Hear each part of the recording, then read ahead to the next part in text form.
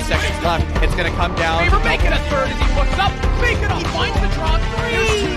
Stunning here from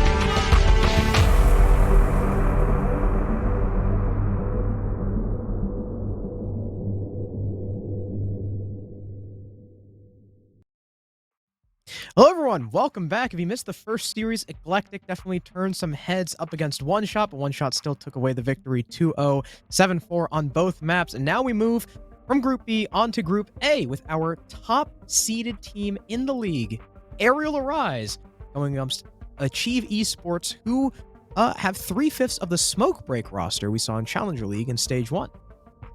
Yeah, Achieve is another one of these teams that have worked their way through the qualifier. Qualifier 1 as our Qual 2 teams. We won't see them playing for a couple of days, but this matchup is another opportunity for a T3 team kind of coming out of nowhere to form against a T2 contender. One of these big boys, the second place team in Challenger League, after all, only falling short to Parabellum, who is not in this SCS Season 6. And so this one, again, is going to be a challenge for Achieve. But they've got to put in the work, and again, their job is to turn some heads here. This is part of that core roster from Smoke Break, like you highlighted, and we'll run those through in just a moment. But why don't we start with ARIAL Arise and take a look at this core roster that many of us are familiar with now. Of course, this is Beastly, Wimpy, Gomez, Diaz, Lucas, and Kento, a roster that, you know, been known as the Favelas for quite some time, and then getting picked up by ARIAL Arise and or KCP, now ARIAL Arise. They're all over the place. The point is, they're very good at the game, okay? And they're going to tear things up here in SCS. We know the question is, by how much? And which of these other teams out there are going to stop them? Is it Achieve? I suppose only time will tell. Should we expect another stomp, however? Or maybe not another stomp. One Shot didn't quite stomp on Eclectic, but should we expect another traditional victory in the favor of these Challenger League teams?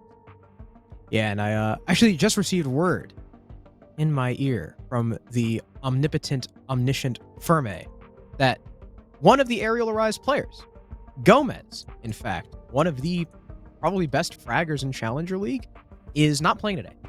In fact, he will be replaced by the one, the only, Og FPS. So, Og, the kid wonder, the child demon, is going to be joining us today, and I love watching Og play. But moving on from that roster, we got to talk about Achieve Esports, who are made up of, again, 3/5 of the Smoke Break roster we saw in the beginning of this year in Challenger League. Twizzler, Morocco, and TPA, but we have Riot and Tracken joining them. Tracken, I believe, also being in Challenger League prior, and Riot being a player in last season's SCS. I think he was in SCS Season 5. Name sounds familiar. And a couple things to keep in mind if you're Achieve Esports. During the qualifier, they looked like a team who did a lot of kind of walking in, and I'm not quite sure if that'll work against a team like ARIAL Arise, who are very aggressive, who sometimes also just walk in because they know they can. ARIAL Arise have some immense gun skill between the 5 of them, and you can never be sure if they're just about to press the issue and be in your face. So I hope Achieve Esports are ready to perhaps take their own medicine. Well, in our first series, we saw some pretty interesting matchups. We got to see both Chalet and Bank in terms of the map, so let's take a look at exactly what we've got here. Now, we're not going to see either Coastline or Cafe, but we are going to get treated to Chalet once again, starting that out with map 1. Now, map 2, it's going to be a bit more traditional. ARIAL Arise actually is the team to pick the more traditional map, which may be a little bit of surprising considering they are the team with more experience, but they are going to go with the clubhouse pick. No Bank, as Achieve want to ban that the heck out of here, and ARIAL Arise want nothing to do with Villa, and that means we end up on Oregon if we get that far. But to do that, Achieve are going to have an impressive performance on Chalet. Much like Eclectic, they're going to have to start off strong, but they're going to have to finish strong as well. And as we've seen before, against ARIAL Arise, that is not an easy task. Yeah, it's not an easy task to pull one over ARIAL for any team, really. Even the game that One Shot had against them in the SI qualifier that One Shot beat them in was actually a bit of revenge. ARIAL had already beat them in prior in the Challenger League playoffs, and even then, when One Shot took that victory, it was no easy feat. So ARIAL Arise have proved time and time again just how brutal of a roster they can be. So hopefully Achieve, with, again, less experience as a team, you know, not necessarily as players, as a team, are ready to take that oncoming onslaught. Now, I'm a little bit worried about these map selections. Chalet and Club are very good aerial maps. They are real good. So, Ty, what? Hey, listen, he's got to throw the support to the underdogs, okay? That the glaucoma be hitting, I guess. He doesn't know what he's looking at. Aerial Arise should win this game through and through. There's no doubt in my mind that this will be a 2-0, especially, I mean, I already thought it was going to be a 2-0. Now looking at the maps, it's definitely, actually, well, okay. Gomez isn't here. So maybe stuff is kind of screwed up for Aerial. Og is nasty, though. Og is freaking nasty. I mean, the only thing that I expect to be tripped up for Aerial is more strat-wise and game plan-wise, and Og maybe not being too aware of that. But in terms of gun skill, you know, Og still got it. Og is very good. And Chalet, I mean, Aerial Arise, so good at Chalet. They were taking it to PB during Challenger League playoffs. It was a consistent map for them during Challenger League, period. And then we go on to Clubhouse, which Aerial beat PB on and beat several other teams on. They 7-0'd Outlast on this map. I mean, just looking at the maps, I feel like this is going to be a swift 2-0.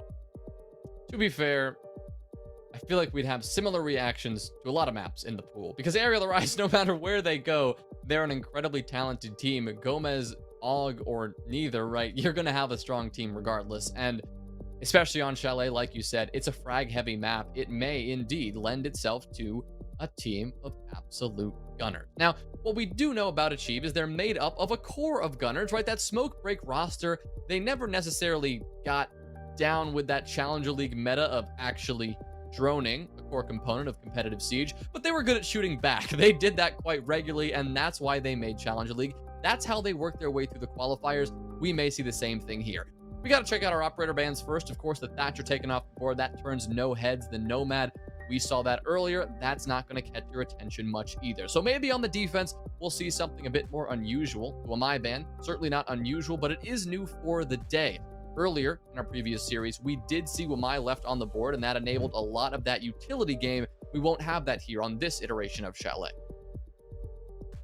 Yeah, even though the Thatcher wasn't played a whole lot in our initial match, so I can't imagine him being banned will change all that much on this one. Yeah, like you said, Wamai off the board, but Flores in play makes that shield play a lot more vulnerable. I mean, hey, we might not even have the teams feel the need to bring Flores because of the lack of the Wamai, which could definitely be the case with how we've seen Chalet played out. And speaking of shields, Achieve is going to bring 4 of them: Smoke, Goyo, and Frost. For a bar hold, this is very standard. You want as many shields as you can get. You'll usually have 3 upstairs, not 2, sometimes 3, a lot of times 3, with 1 or 2 down on the site. So I imagine, there's going to be the one top blue, there's going to be the one chimney, but sometimes when you have extra shields, and when you're playing for these extra shields, you actually push one of those shields pretty far up, kind of over towards piano. Well, we'll have to wait and see exactly what setup Achieve want to bring to the table. Again, they will be starting out on defense. So you could say that Aerial Arise will have the early advantage. An attacker-sided map, we saw that confirmed earlier. And, well, we already have talked about how aggressive and skilled Aerial Arise can be on the attack. So we'll see how they fare here against a pretty standard defensive lineup. I mean, the fact that we have a Goyo in play isn't too much of a surprise, and the Frost either is something we saw earlier. We saw how somebody accidentally walked into a Frost mat when they were already inside, proving that those bear traps can be pretty grisly, even if you're not expecting them to be. Now, Morocco on the smoke, that's a pretty common role for him as far as I remember. So we'll see exactly, how Achieve want to play this, if they want to put him in a more forward position and maybe try to delay as much time on those library stairs, another common position for the smoke, but it does seem that Traken will be taking that position instead right now. Riot's already ripping the C4 because he knows about Diaz's repel. Diaz is going to hear that and immediately start backing off as Wimpy now opens the double door. So Riot is in a bit of a pickle, but you got TPA. There's one of those shields allocated to the library doorway, making sure that those the windows are just a little bit harder to play, but I'm not quite sure how much utility is dedicated to that shield. Wimpy might just be able to just sail a nade through, but as the Lion Scan goes out, Riot will dip ahead of the nade, but Wimpy gets the kill on TPA, trying to cover the escape. The first frag goes to Ariel. Yeah, good opening pick for the attack, and now they just gotta continue to use that aggression to their favor. Beastly will have no trouble doing so. Og through the wall, headshot onto Morocco. Up above, that's Wimpy. He's gonna get a double kill. It's tracking in a 1v5. Diaz has been down, but he's gonna have to do a lot more than that, and he is busy looking at Og's feet. And that's not where the bullets are coming from. Og will get the headshot, and Aerial Arise will take a swift round 1. Beautiful library take. TPA maybe peeking his head up a little bit too far. Down he goes. The blue clear soon fell after because it's really hard to hold blue stairs without anyone in your library. That's just kind of a freebie for Aerial. Og pushing the horizontal was able to find his picks. I mean, the entire defense just fell apart as soon as TPA died and Aerial Arise knew they had the control they needed. Well done. Again, experience showing its face. Aerial know exactly what to do in that situation. I mean, this is Chalet. They like this map. They love this map. Even Kento, back when he was on Aqualix, loved this map. I'm sure we can all remember his play and how incredible he was on Chalet. So, Aerial Arise, a very swift round number 1. And moving on to round number 2, we've still, we got the Twitch from Kento. Kento on the F2? I feel like that's kind of scary. And we have an Amaru. Jonah, where is Diaz going to be playing? I suppose he'll just be frying people. I mean, with the G8. That's also possible.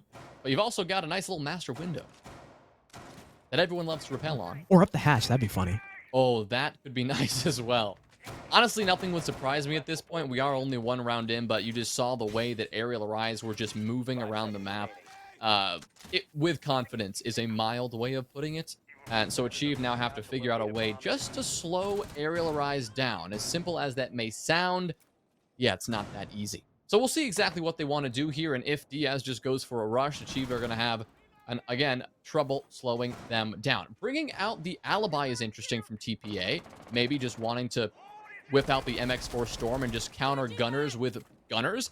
That's always a valid strategy, but what we may be seeing here from Diaz is, I was wondering if he was going to go for a bit of a rush attempt there on the window, but he seems to have backed off for now. He'll leave Kento on the rappel just to lock down the site and provide that very necessary cutoff, while, actually, was that Og holding that position? My fault there.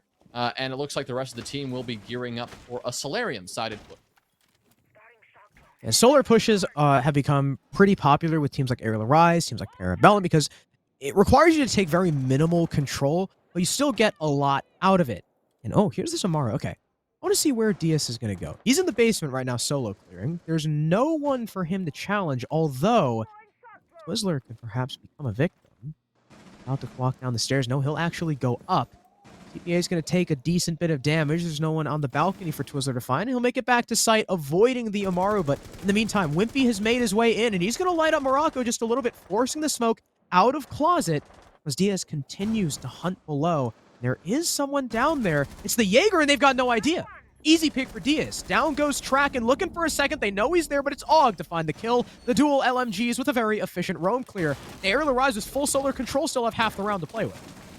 And now Morocco stuck between a rock and a hard place, and he finds himself forfeiting his life in an instant. Kento gets one, and Og on the double kill to close out the round. That is back-to-back flawless performances from Aerial Arise, and they show no signs of slowing down. A clean, decisive attack that Achieve just had no shot at slowing down. Aerial waiting until Diaz could creep through the entire map, get a surprise kill below, and allowing them to just flip that switch and burn through the rest of the defense with relative ease. That was not pretty. Well done, Aerial Arise, and Diaz just wants to have some fun. Diaz is on Blackbeard. Now, we saw the power of the Blackbeard in SI Quals. I'm just going to keep referencing SI Quals because that's the most recent thing we have. Remember when Spirit was on Blackbeard on the final map of Club against One Shot? He was a freaking menace. My God, that must have been frustrating as hell to play against. And now Aerial Arise, well, Diaz will bring it out against Achieve, and I mean, they're not even trailing. They're not even struggling to find their kills. Diaz just wants to chalk the mental even more. So, I mean, those first 2 rounds, I think, it doesn't set the tone for how this entire map, maybe this entire match will go. I don't know what will. Og, I mean, we mentioned Gomez not playing and Aerial maybe losing some of that strategic depth. but they certainly haven't lost the fragging potential. Og is currently at the top of his team, 5-0 after 2 rounds. Yeah, I mean, any question marks, any worry about Og subbing in for Gomez should be dispelled as quickly as possible because he is 5-0, currently getting the most kills the rest of his team has. Again, nobody on Ariel has died yet because of the back-to-back flawless rounds. Achieve will go back to the same site again, changing up their lineup quite a bit here. No more Maestro, favoring the Valkyrie instead. Twizzler will pull out that Aruni, and once again, TPA will favor the Alibi. Hoping to see how the Alibi comes into effect here. I was wondering if that MX4 Storm, that was really the point. Obviously, that deployable shield is quite helpful, but the fragging potential of Alibi cannot be ignored. However, did he just shoot that out of the air? It stuck to the window, and Riot just didn't detonate it in time. Okay, maybe Riot a little bit slow on the reaction time. Had a perfect toss. I think that would have at least gotten the 1. Yeah. And Wimpy able to shoot that out. So good heads-up play from him. Now Beastly and Wimpy both able to persist on the rappel. Here come the flashes, and here comes the nades, and Riot needs to be careful. The nade, however, will come up short. So despite the mistake, I was going to say he'll stay alive, but not any longer as Riot is cleared out. Now here comes Wimpy swinging on into the site. A double kill for him as Morocco is caught with a smoke grenade in hand. Site control essentially in the hands of Ariel Arise because Achieve have given this up. Wow, impressive take in from Wimpy. Knowing the Valkyrie was distracted by all the nades, the player at his trophy window swings in, nabs the kill, and catches Morocco off guard. And there's Kento watching the window. Down goes Twizzler, and in comes the Twitch. Beastly now planting. Is there anything that's going to stop him? These DAS defenders are just going to have to swing on the planter, and, well, they'll just kind of sit still in fear. Wimpy, even though Diaz is watching that angle, wants to push in. He wants his kills. Actually, I think just got shot by his own teammate as Kento finds 1. There's a trade back for TPA. Make it 2. Is it going to be enough? Especially post-plant. In a 1v3 with barely any HP, this round is probably going to be impossible despite the 2 nice frags from TPA. At the very least, you know, he'll deny a 3rd flawless in a row, right? That's good. But as the time bleeds away, I mean, he's got 10 seconds to find 3 kills and get on that defuse that's still half a mile away. This round is over. Ariel Arise with round number 3, and with some of the most flawless attacks onto Chalet that I have seen. Yeah, not a flawless round, but an asterisk. You can put that one by it because they had all 5 up when they got the bomb down. They had all 5 up for 10 seconds when they got the bomb down. It was only in the post-plant where they got just insanely aggressive that the flawless pattern would get broken.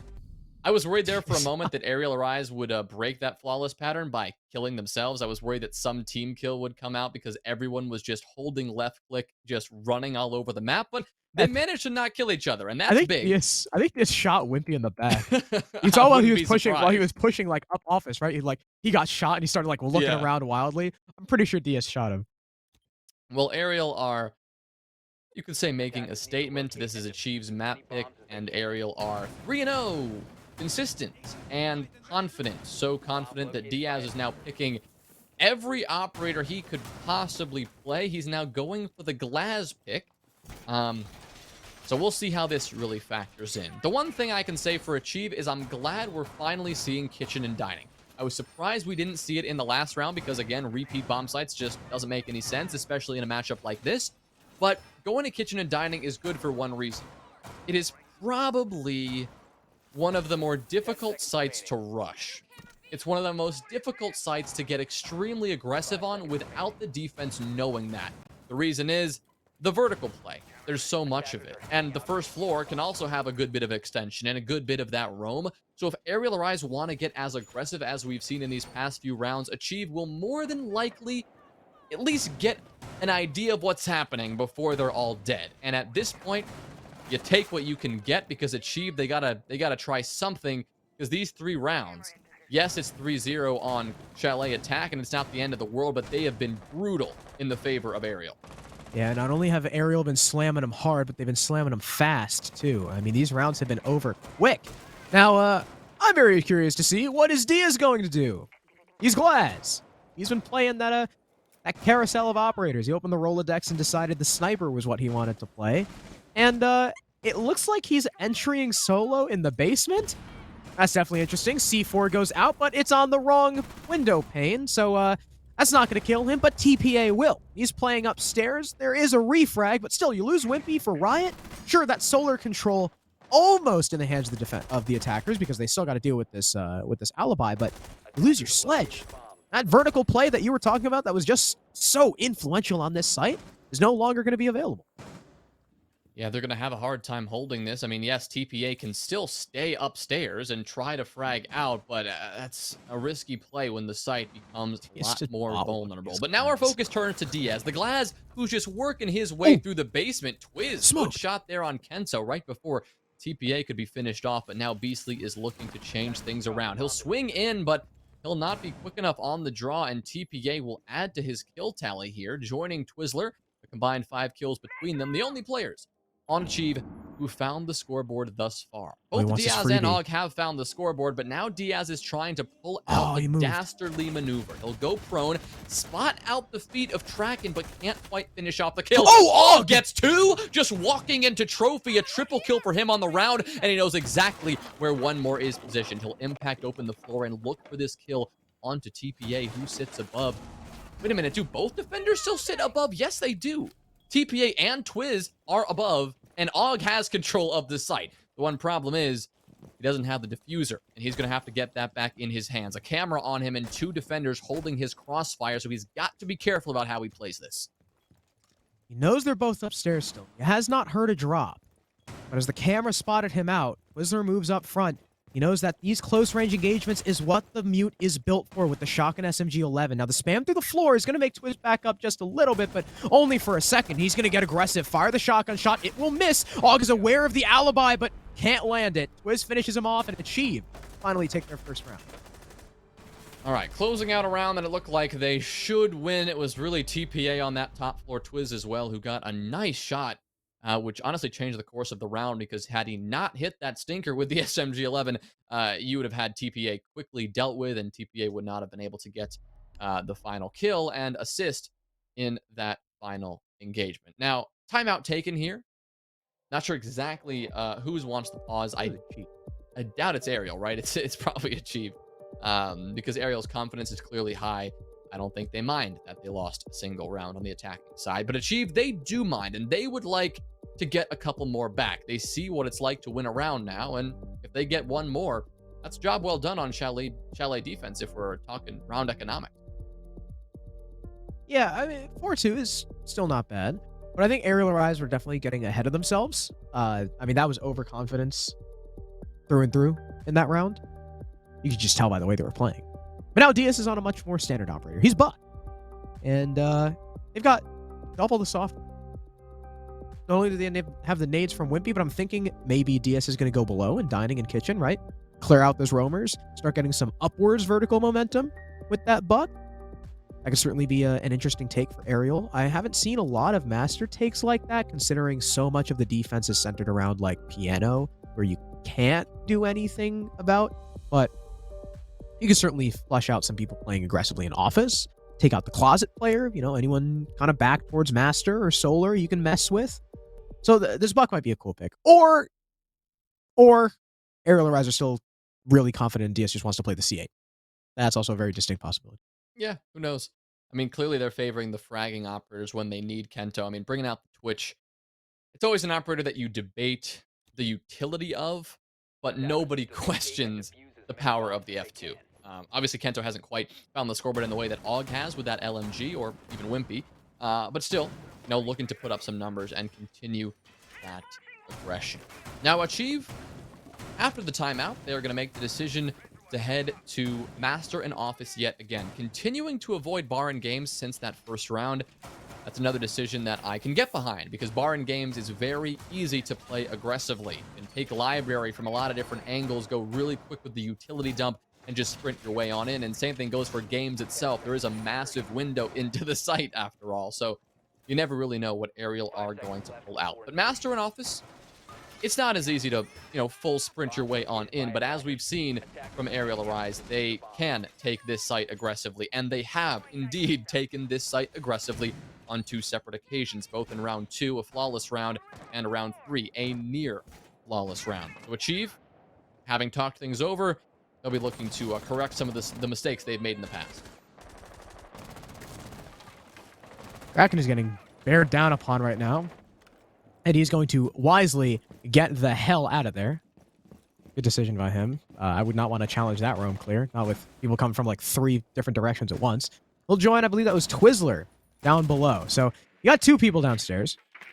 But the thing about that is your 2 people downstairs don't really have much say in how the site play goes because it's an Aruni and a Jaeger. Now, finally, someone who can actually do something with the vertical control. The C4 of Riot will rotate down, likely trade spots with one of those people downstairs. So that's something that Aerial Rise are going to have to worry about, right? Because there is plenty of info that Achieve have to work off of. We saw that with Diaz, you know, getting caught thinking he had a freebie, but there was probably a Valcam watching him the entire time.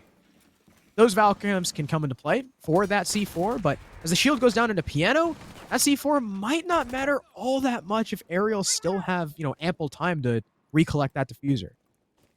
Well, they do have 90 seconds, right? And Nade actually going to get troublingly close to Beastly there. Nearly a team kill, but he'll back on off.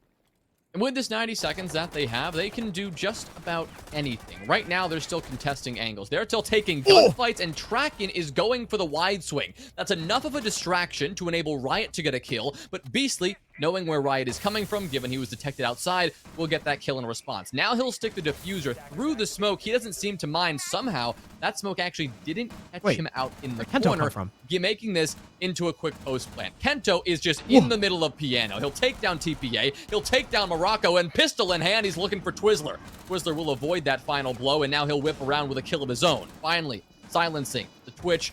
Kento gets a laugh out of that, and as does Wimpy, as he's the one who gets the final say in the round. And as Aerial Arise continue attacking success, that is their 4th round so far. Where the hell did Kento jump through the bathroom window after his teammate got rounded on? That has to be it, right? That's the only way Ryan had already died. You know, from that's the only way Kento could have gone in there. After Beastly kills Riot, Kento just walked in through the window and killed 2 people. And well, the round was pretty much over and done with after that. I mean, really nothing to say other than the fact that, hey, Og got the Piano guy. Piano shield was down. Aerial Arise got the wall open. They went in for the plant. And, well, Kento made sure that it was going to go down. And Achieve had no answer. Now we're going on to bar. If we would all like to get a little flashback back to round number 1. That's where the match started, was on bar. And Aerial Arise absolutely creamed Achieve. It was not even close. So you can't really blame Achieve for not wanting to go back there. But now, well, they're kind of forced to because they've already lost Master 3 times. To be fair, I mean, Master was a site they also lost horrendously in the 2nd round. Yet, they went back there 2 more times, so really it's just about finding any site that works for them. I wouldn't fault them if they went down to the basement either. I mean, clearly they're not a team comfortable defending Snowmobile and Wine Cellar, but this is the kind of situation where you might want to pull that out. When Aerial are just proving that if there's a window, if there's a doorway, they are going to come barreling on through it within a minute, minute and a half. They are not going to waste any time. Well, Achieve, how can they make this happen? How can they change up the rhythm of these rounds to stop giving Aerial so much confidence and just boosting their egos constantly? I'm not exactly sure. Riot is hoping that the intel from the Valkyrie can help him in that endeavor, right? We saw him just throw a Valcam over by that tree outside the game's window. And Twizzler on the Frost is hoping for a little bit of a roam play, barricading that door towards the Snowmobile garage, maybe slowing down any sneaky Aerial Arise attackers as they come into the building. Of course, Kento is attempting to be as sneaky as possible as he is on the Nook roll here. I want to see where before we were watching DS with great intent to see where he was going, but now we gotta pay attention to Kento. The drone will go in ahead of him. So the Frost knows something's up, but oh, he'll still get slammed. Twizzler bites the dust. Kento finds success with his Nook plan. I mean, hey, he got his freebie bottom blue. That's kind of what you use the Nook for. And now he can do whatever the hell he wants. He's got nades. He can even play utility if he so wishes. And Aerial Arise, well, they got that opening pick in about a minute. And they've still got a clear library, which they have plenty of time to do so. They're going up against TPA. No one actually placed in library itself this time. And Kento's just going to walk through the bar hallway. What? I don't know what Riot was doing. I guess they didn't expect the Nook to come through again. I mean, hey, he avoids those Valcams, so... And Achieve have been kind of crushing them hard, so good adaptation by Ariel, but still, freebie on the Riot. You lose a Nook for 2? That's huge. Yeah, that's a great play from Kento, and overall doing his job to perfection. Now the question is, can the rest of ARIAL do their jobs that good as well? Obviously, the top floor clear still underway. Haven't quite forced out these defenders from Library, and while it isn't concerning now because there's still a minute 10 remaining, it will get a bit more concerning towards the late round. ARIAL say, you know what? Screw upstairs. Let's go straight in the first floor, and let's just get a couple of frags and force TPA to come back to us, and it looked like it's going to work because Traken is dead. Morocco, last player downstairs, TPA, can't really provide all that much support from his position right now, and Morocco is in a very tough spot, exposed to the game's window and cannot deny the plant in bar proper that Beastly is getting down. TPA can take out one player on the coverage. Og cannot help anymore in this round, but this one's going to be tough because Morocco, he gets that kill. Are you kidding me? SMG11 in hand, he'll shut down Diaz and make this one not probable, but at least possible. 30 seconds left on this retake. Beastly knows where one comes from, but Morocco from behind takes him down. It's Wimpy on the prone angle. Gets one, whips around and gets the second. Wimpy, you're insane. Aerial Rise, 5 attacking rounds because Wimpy hits the floor and dusts 2 of the achieved defenders. Oh my god. Kyle, you can't do that, man. I was wondering, I was like, where the hell is Wimpy in all this? Like, his teammates are just dying and he's chilling somewhere and he's prone. And if you guys don't know, you know, when he stood up, you could see there's like that little cupboard in the corner of the room that he was prone behind. And I could hear, right? I could hear the Rooney in my right ear moving through the door when I was like, Wimpy, are you good, dog? Like, is this guy just going to get slammed by the Rooney? But Rooney was just looking the wrong way. Reacted just a millisecond too late. Wow, Wimpy. That's a Twitter clip. I better see that on Twitter. I gotta hear the team's reaction to that one. I'm sure Kento was laughing his ass off. Well, what a way to end the half. One way to win. Yeah, what a way to end the half. 5-1 for Ariel. Did we expect any less? I can't say that I did. And now they're on their defense. They'll go to bar first, of course, happy to stick that Valkyrie just like Achieve were. But Jonah, Diaz, once again, picking the unorthodox ops. We got a cap can on the board. We've got some of these EDDs, these entry denial devices that, of course, with the recent-ish change, you can now stack up a couple on a single doorway or a single window and be even more painful when an attacker is, you know, silly enough to walk on through it. We'll see if that actually comes into effect or not. Because Achieve, to do that, they're going to have to get in the building first. And the aggression we've seen from Arial Arise may suggest that Arial are looking to contest Achieve's ability to just walk in. For now, though, on bar and games, looks like we're seeing a pretty standard hold. I mean, barring the operator selection, you know, unique qualities, you could say.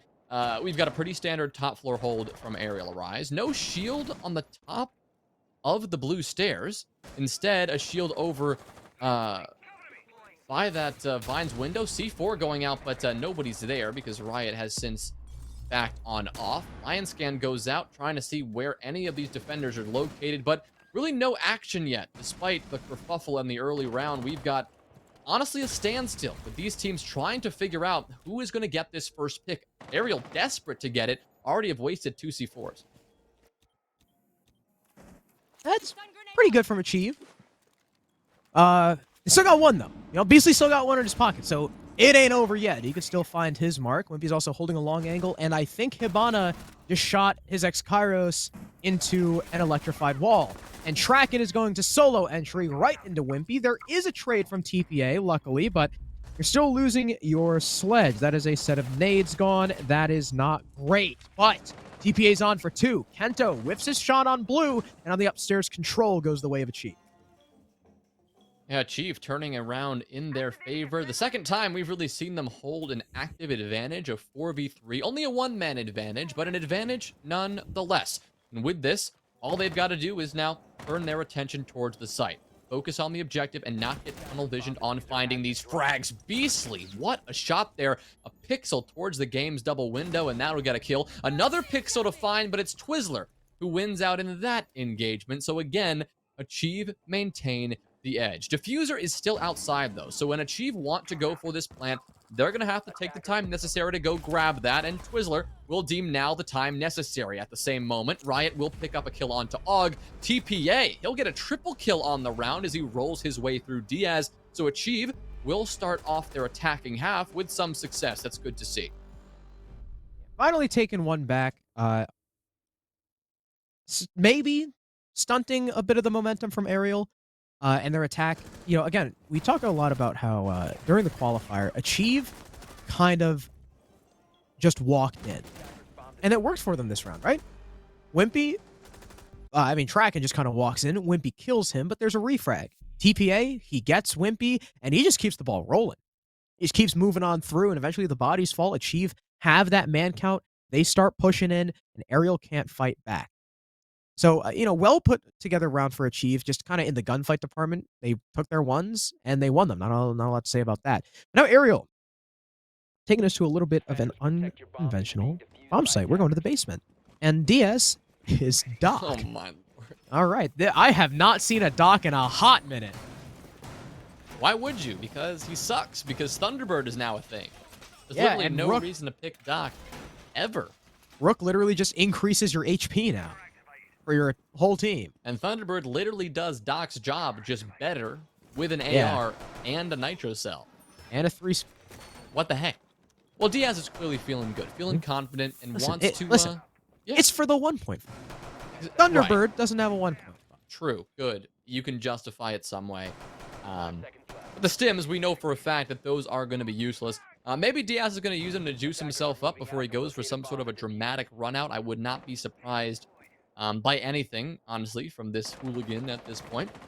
But who knows? Right now, it's actually Kento who is in the most aggressive position, extended all the way out towards Big Garage, maybe looking to pull what we saw a bit earlier, maybe a little bit of a run out towards those Solarium players who are trying to rappel upstairs and clear out this map. But Achieve right now, they're not bothering going direct. They want to take map control. At least it seems like they do.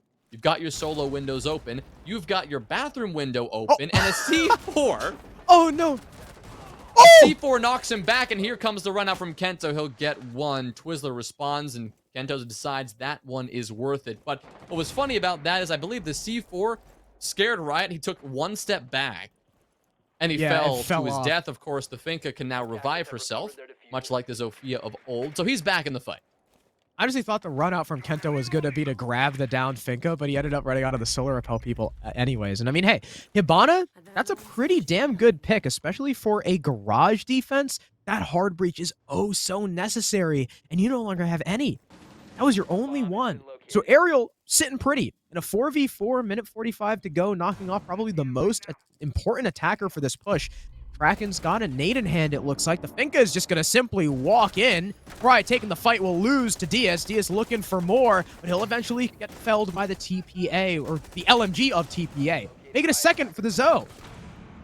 Og and Wimpy now have to retake. TPA finally goes down. The nade, it hits the Mozzie in the face, but it's not cooked enough. Could have been an easy kill for Traken, but Wimpy and Og still both live to fight another day. That diffuser is well out of pocket, and it is on the other side of the room that Achieve would like. They're going to have to go get it. Traken will just walk through and do it. Og is absolutely slammed. It's all up to Wimpy yet again. 1v2, he thrives in this situation, and the SMG-11 will do him wonders for the first, but not for the second. Twizzler finishes it out, and Achieve, despite dropping the diffuser and a couple of messy engagements in the last few seconds, an aggressive push into Wine Cellar. It'll pay off, and they'll take 2 in a row. I gotta say, that was down to the site entry of TPA. I mean, without that, the site is completely closed off. Especially, too, with DS getting the first pick onto, I think it was Riot, the Finka, who died first, trying to push in over towards the, that wine half wall, the wine rack. So, huge stuff to TPA. Finishing off DS, who I thought he was going to get passive and heal back up, and he decided to just press the issue. Yeah, guess how and many getting heals the he second. used. Yeah, none. Exactly. He didn't use any. So he was playing for the gun. And then he gets the second onto, I think it was Beastly, I want to say. From there, although Og and Diaz, round was very winnable. They lost their fights.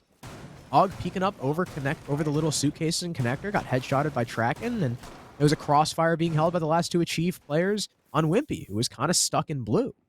So Achieve have now rattled together 2 attacks. Well done so far. Does Aerial Arise go back to the garage? DS is now on Jaeger, so no funny business from him.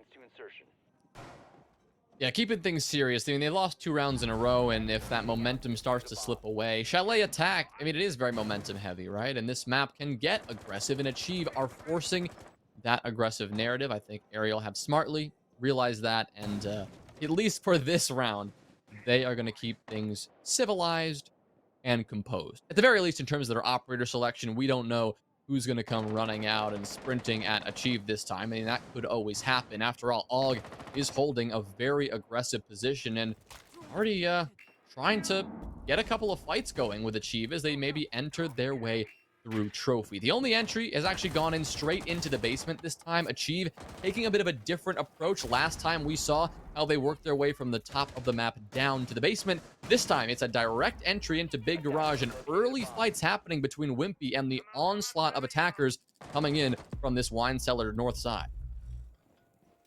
Yeah, that C4 was a little bit premature from Kyle Whale Emoji. They might be sorely missing that one, especially if Achieve just try to shove themselves through a single doorway once again. The first Electro Claw will be done and dusted, but BC's got a second, and Morocco sending out a almost not full for Hibana X Kairos onto the wall. It'll get burned, but it's not too big of a deal as they still have plenty to go. Another nade to clear the Electro Claw. The C4 goes down and it lands 2! Beastly! Huge explosive there, and that completely shuts down the rest of the hard breach if it had not been used, as well as that entry player, TPA, who single-handedly opened up the site in the previous round. Now they trail by 1 body. Case now dropped in the middle of that doorway, and Aerial Arise are happy to just sit on site now with one player was off site.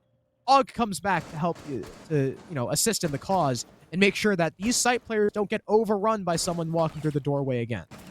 Well, this one-tap quick peek battle between Traken and Wimpy has still not resulted in a victor just yet. Both players still reluctant to actually fully swing that angle. Quick peeks only right now, and Beastly, he's in a load of trouble because he's exposed to that doorway and exposed to the nade that lands by his feet. Now, Traken has been down, but so has Wimpy, so eventually we've got a victor in that engagement, and Og and Diaz are the only players standing for the defense. Same thing for Achieve, though, but a quick revive, actually, gets Traken back in this fight and completely turns the tide. Twizzler steps up, shuts down Og, and now goes for this defuse, as Diaz will now have to orchestrate a retake all by himself. One player on the doorway swinging back and forth. That's going to have to be Diaz's first priority, and he's not even going to be able to land 1 bullet.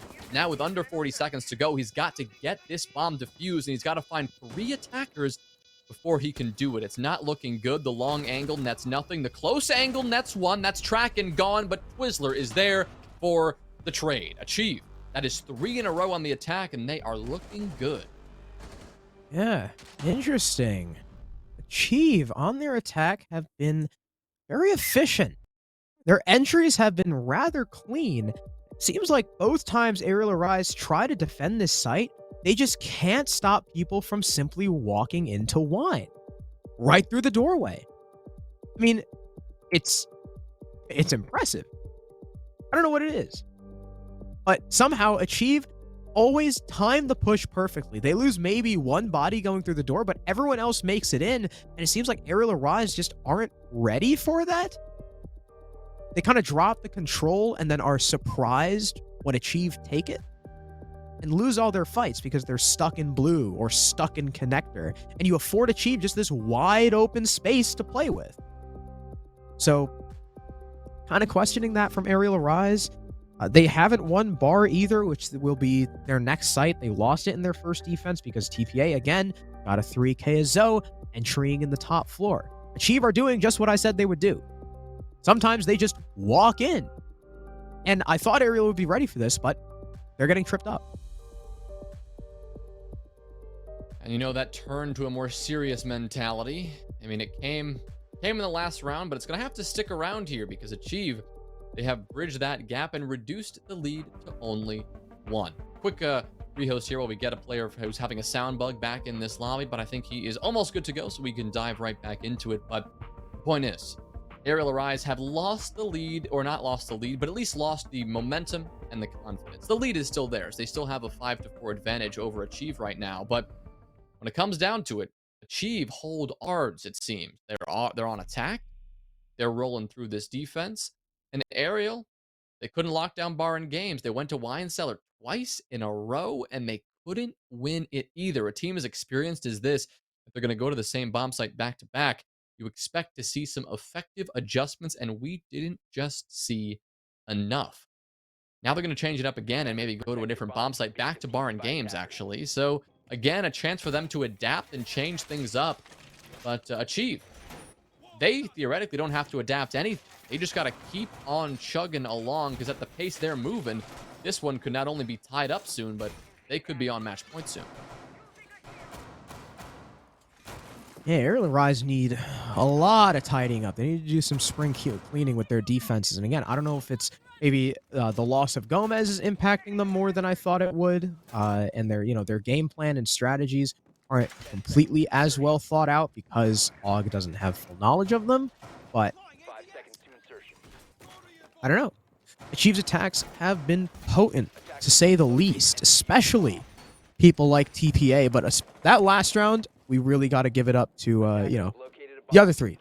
Twizzler, Tracken, and Riot. Definitely making their names known, landing a lot of those important frags in the site as they all funneled through the doorway successfully, which is not a phrase that I'm used to saying. Well, we'll see if they're going to have to say it again here in round number 10 as Achieve begin to work through their top-down approach. As always, Library is their first priority, and AUG and Wimpy will be the first two defenders standing in their way. Diaz as well, he'll come into effect in just a few moments as he positions on that top blue shield, where eventually Achieve will have to clear out. For now, though, we're seeing a pretty direct first floor approach. I mean, we are seeing TPA just sprinting his way in on Dining, now working his way up towards short. Before he does that, he'll throw out a drone, see what he's dealing with, see if there's any aerial defenders sitting maybe unaware of a potential presence from the Dining side. Kento, a pre-fire does indicate that he is worried about a presence on that side of the map, so maybe Aerial won't be caught off guard by that aggressive maneuver, but if this defense is spread too thin, Achieve right now, they are also spreading this attack pretty wide-reaching, and they've got a lot of coverage over this map. With nothing to stop the breach, Morocco will be happy to send his ex-Kairos down. Wimpy will not be able to find an angle onto the player outside the office double window either, and he'll start getting stunned out. I assume to clear the ADS, but the ADS actually didn't catch it, I don't think. This is going to peek right in the window, and he'll be met with a C4. He's looking to try and catch Wimpy, but AUG lands another beautiful shot. Was that all the way out the window? Yeah. I think it was. Wow. Incredible. I have no words for that. That was just an amazing shot.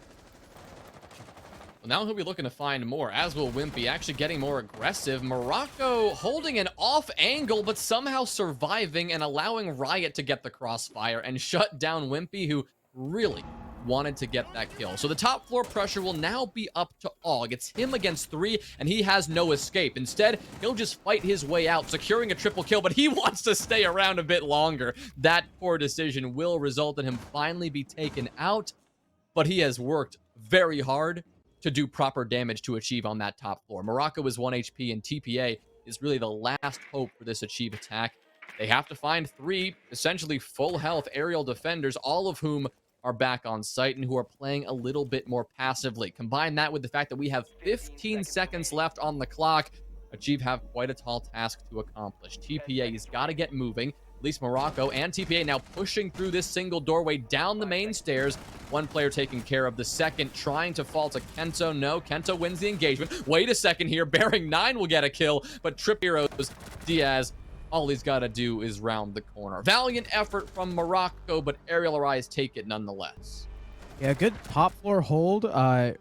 Really just from AUG. Landing a triple kill on the Goyo, as you had mentioned. And that's really all the round was. And we kind of saw the shades of how Achieve play sometimes. They just walk in. There was no utility dedicated to AUG. C4 killed the only guy in the library windows. So what are Achieve forced to do but to walk in and try and kill him? Eventually they do, but at what cost? Cost them 3 men. and low HP on Morocco, as well as a lot of time. Eventually, they're just forced to walk downstairs. Kento's hiding in a corner, and there was nothing to drone him out because, again, of that low time. So, Aerial Arise, after losing 3 defenses straight, take 1 back, put themselves on map point against Achieve. And remember, this is Achieve's map pick. So will we have shades of the Challenger League team beating the qualifier team on the qualifier team's pick of Chalet? We'll have to see as Aerial Arise play Dining for the first time this game, as well as bringing a Thunderbird. Now, it could even be the same scoreline, Harrison. I mean, it was 7-4 both Indeed. maps with the one-shot eclectic, and we are on pace for the same thing, but not if Achieve have anything to say about that. Only need 2 rounds to force overtime, and they've shown us that they can chain a couple of rounds in a row. They just did 3 in a row until Ariel was finally able to stop the bleeding. So it's just about mustering their best effort on this kitchen and dining attack. Ariel, like you said, finally going to the site. A bit refreshing to see something other than bar and games or wine and snowmobile garage. But once again, this site, much like the last, will depend on the top floor pressure. And if we see another triple kill from Og, well, we know how the round's going to go. It's going to be quickly over, and Ariel will be taking the win. But that's not the focus of Achieve right now. Actually, a couple of drones will send their way into games instead, not entering this top floor, focusing on a potential first floor clear. After all, the bomb site is on the first floor, so that has to happen at some point, but maybe Achieve want to get a bit more aggressive with this. Yeah, we do know that Achieve do like getting aggressive. It's something that they've been doing the entire map and, well, the entire qualifier. They've successfully forced back the Aerial Arise defenders, but there's a peek from the barricade of Office. TPA pre-firing down Og. Your mute is on the floor. He's not killed, though. He can be rezzed, and I imagine, there will be some healing in order, but Wow. No! Riot not only kills the down player, but lands the cover as well. A big 2-piece for the Finka to open the round and completely deny most of that top floor hold. Oh, and it's a shame for Aerial Arise that the C4 tossed out was onto a Finka. She is quickly back to full HP, or nearly full HP. And, I mean, Riot getting those 2 kills, very impressive stuff. Was worried that shooting the down player would result in maybe Riot's death and it'd be a 1-for-1 trade, but Riot defying expectations yet again, and Achieve holding this advantage now, a 5v3. They've just got to stay consistent, and the trades, they just have to make sure they go in their favor. Because, I mean, we reach, that minute 15 mark, and now is when Achieve are going to begin to pivot. They've done the map clear. They've cleared the top floor. Now they've just got to focus on going for this push. The X-Kairos pellets, those have detonated. They've got the lines of sight into the objective that they need. They've just got to push in. They've just got to get the intel to work with, and with the 4 drones they have remaining, they've got that intel in play. Beastly actually has gone for a little bit of a retake of this top floor, and this could be pivotal if Aerial Arise want to bring this back. Don't know if they know Beastly's there. You can see one hopping on a drone now. TP actually going downstairs. I imagine looking for a flank up west main, which Beastly could deny using those floor holes. Kento attempting to get a pick through the breach will be unsuccessful, but he is delaying time. And here comes TPA. Falling up the stairs, the drone will call to him that there is nobody right next to him to stop it, but Kento gets the C4 on Morocco, that primary planter. Up comes the gas nades, and they catch the flank as well. 3 versus 2 now, the round completely on its head. Twizzler and Traken in a 2v3 stand between Aerial Arise and winning this map. Twizzler gets one, looking for the second as Beastly takes some damage, but Traken needs to wade through the gas to get this plant down. Twizzler will continue to press the issue, catch the smoke. It's all on Beastly now, 1v2, and he can't do it! Twizzler steps up huge to keep his team alive on Chalet. Oh man, I mean, it looked like it was going to be an Achieve round, no question, and then Aerial Arise come out and they say, I don't care, I want this round more. And they brought it back to an even 2v2, and then Achieve again work their way back from a tough spot. Excellent work in those closing moments from the team as a whole to maintain the coordination and to make sure to get those kills while the plant was going down. And yes, they will do more than stay alive here. I mean, they're 1 round away from sending us to a potential overtime. Ariel now. The bomb site, a successful bomb site, eludes them. The only defense they've been able to win, it's been on bar and games, and that site is still locked. Wine and Snow, unsuccessful twice. Now, Master and Office, we haven't seen that at all, actually. The Kitchen and Dining one's unsuccessful, and we're going to see Kitchen and Dining again. I know they teased they were going to look like Master and Office that previous round, but decided to not only avoid that in favor of Kitchen in round 11, but round 12 as well, sticking to their guns and hoping that maybe they can correct those mistakes and take this round. But those mistakes were pretty significant and resulted in Achieve taking a very early 5v3 advantage. That round was a lot closer than I think it should have been. Achieve, they really had the edge the entire time, and ARIAL may be misconstruing that late round comeback as a reason to go to this site again. Attackers are heading out to defuse a bomb. We'll have to see. ARIAL Arise bringing the same lineup. Still got that Thunderbird. I don't know, where were those Thunderbirds placed? Were they all on the top floor? Yeah, there's none on site, I don't think, right? I don't even see the... I don't even see the icons.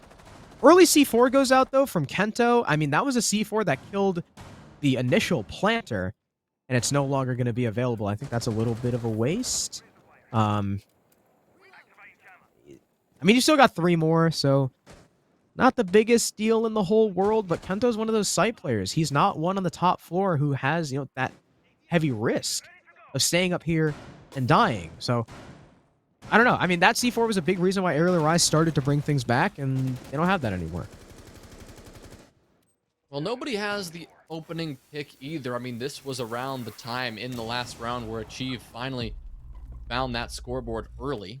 Another EE1D scan going out from Twizzler, trying to track down Wimpy, who remains up above. He'll be assisted, believe that is by Og. Yep, he'll be tucked in the corner with another Kona station to assist him. A couple of ADSs as well, hoping to bolster this piano position as long as possible. Achieve, however, is yet to contest that. Right now, their priority is just obtaining the bare minimum control they need to get access to dining room and get access to this dining room wall. It's still going to be electrified, excuse me, because Diaz has those electro claws in pocket. But the opening pick now, about 90 seconds in, will be found. And TPA, he's got 1 HP to his name here after that skirmish, but he will win that one out against Kento. And naturally, you've got a Finka, so you can heal yourself up if you need.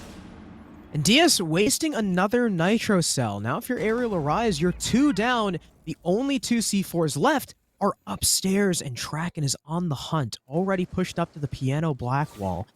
Og is the closest thing to him, but Mute will fall back down to sight. Wimpy knows that he needs to play for the C4 next, as the wall is probably soon to be opened. There's still plenty of frag grenades for the attack, but the time is ticking. 45 seconds left. Down goes that Electro Claw. Diaz has another, and the Thermite hears it, so he's not going to put down the charge just yet. Smart decision from Morocco. In fact, Diaz will try tricking it. Up goes the nade from Riot pretty soon. This should deny the Electro Claw trick. There it goes. Free passage for Morocco. The wall will now fall. Diaz hugging the corner. I'm not quite sure if his position is known. Looking like he wants to try and get aggressive. In come the stuns. No, the Thermite doesn't. Morocco cease to now be on the board. 4 versus 4. Diaz, another one as Riot looks completely the wrong way. Maybe not fully aware of where that Cade is, but TPA able to land a shot along with Twizzler before he's traded out by Beastly. 2 versus 2 once again. We saw this same situation last time go the way of Achieve. Is it going to go their way again? 1 versus 2 for Og. The C4 outlands on the planter, though. The clutch comes in from the sub, and ARIAL Arise deny overtime, taking the map 7-5. Og was a force on Chalet. There is no question about it. I think doing the most of the work, at least in terms of the frag, yeah, he'll be your MVP for this map, at least according to Siege stats here. And man, putting up an impressive performance all around, but Achieve nearly came back in the end. I mean, that was 1 C4 and maybe 3 seconds on the clock away from Achieve sending us to overtime, but they just couldn't pull through thanks to Og, and the only C4 that ARIAL didn't waste, it feels like, over the course of their entire defensive half. They kept that aggressive mentality, the jokester mentality that they had in that first bit, but what never changed was their willingness to just lob a C4 out in hopes of finding a kill. That got them into a lot of trouble. Only seems fitting that when they finally tidied up their C4 game, it was Og to win the game with a Nitro Cell. Well done to Og, keeping things calm, cool, and collected. Brilliant attempt by those last 2 Achieve players. as well as TPA going up West Main, finding the flank. Good couple kills, really putting things back in their side, but Aerial Arise held on strong. And, you know, again, while they were up 5-1, and we went down to 7-5, won by a clutch, it was still a Chiefs map pick. So Aerial Arise still come away with that, and that's pretty big because next we go on to Clubhouse, and that's probably an even better map for Aerial. Yeah, well, before we get there, another massive thank you to our sponsor, Mike and Ike. If you yourself are looking to get energized, why don't you take your candy game to the next level with a pack of Mike and Ike Original Fruits and Mike and Ike Mega Mix. The delicious, fruity, chewy flavors will help fuel your game and power you up to keep playing at your best, much like we've seen from these teams in front of us. You can power up with Mike and Ike. So we'll be back in just a few minutes, and we'll have map 2 for you, heading to Clubhouse, Aerial Arise's map pick in this best of 3. We'll be right back.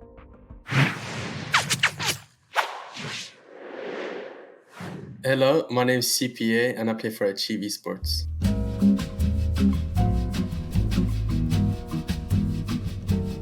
Our biggest flaw, I think, was our playstyle, because going in quals, we're a new team. We didn't know what playstyle to go by yet. So we figured that out actually in quals. That's how we started doing good.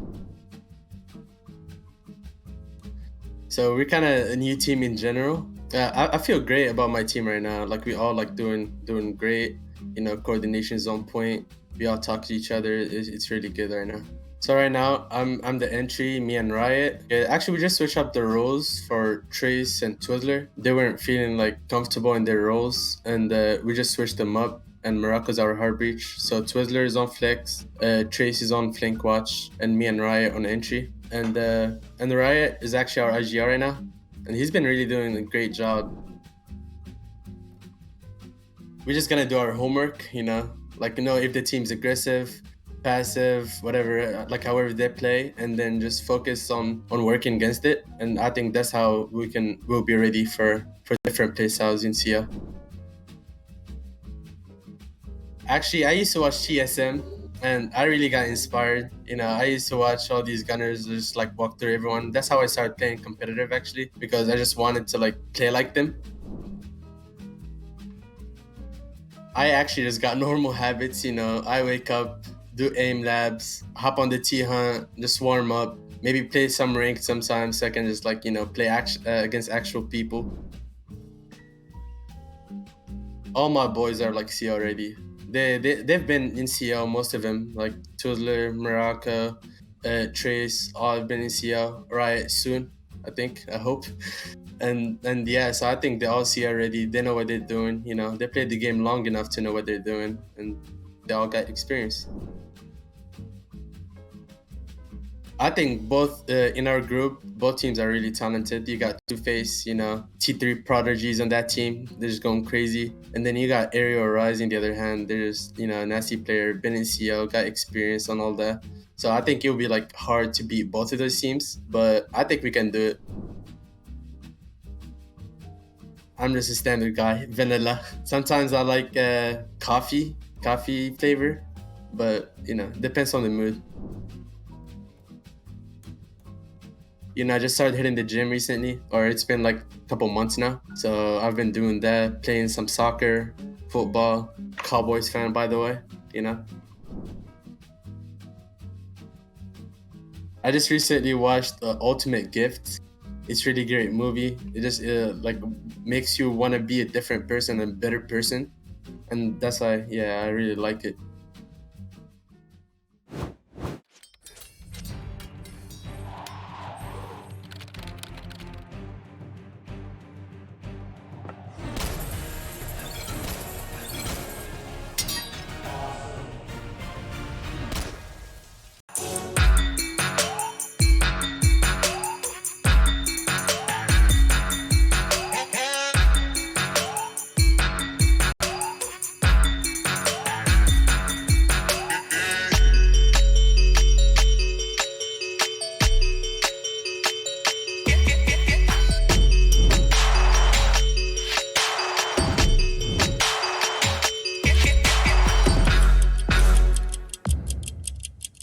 Welcome to the NerdStreet Winter Championships, featuring SCS6, a yearly open tournament series hosting the best players and teams North America has to offer, culminating in a community favorite, the Pro-Am.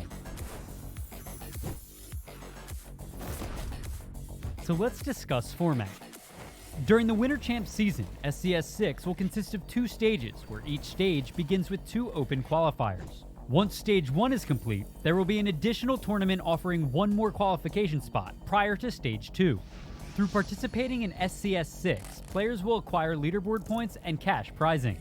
The winning teams from Stage 1 and 2, as well as the additional tournament, will qualify for the Pro-Am. The top 2 teams from the leaderboard will also qualify. As we approach the end of the season, the final qualification spot will be determined through a last chance qualifier. The grand finals of the Winter Champs SCS6 will feature the return of the Pro-Am, where the top amateur teams have an opportunity to define their talent against the North American Pro League. But in the end, only one team will be crowned Winter Champs.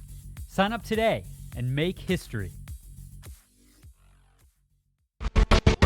Make that a 1v2. 2 seconds left. It's gonna come down. Favor making a third as he puts up. Fake it up. Finds the draw. 3. Stunning here from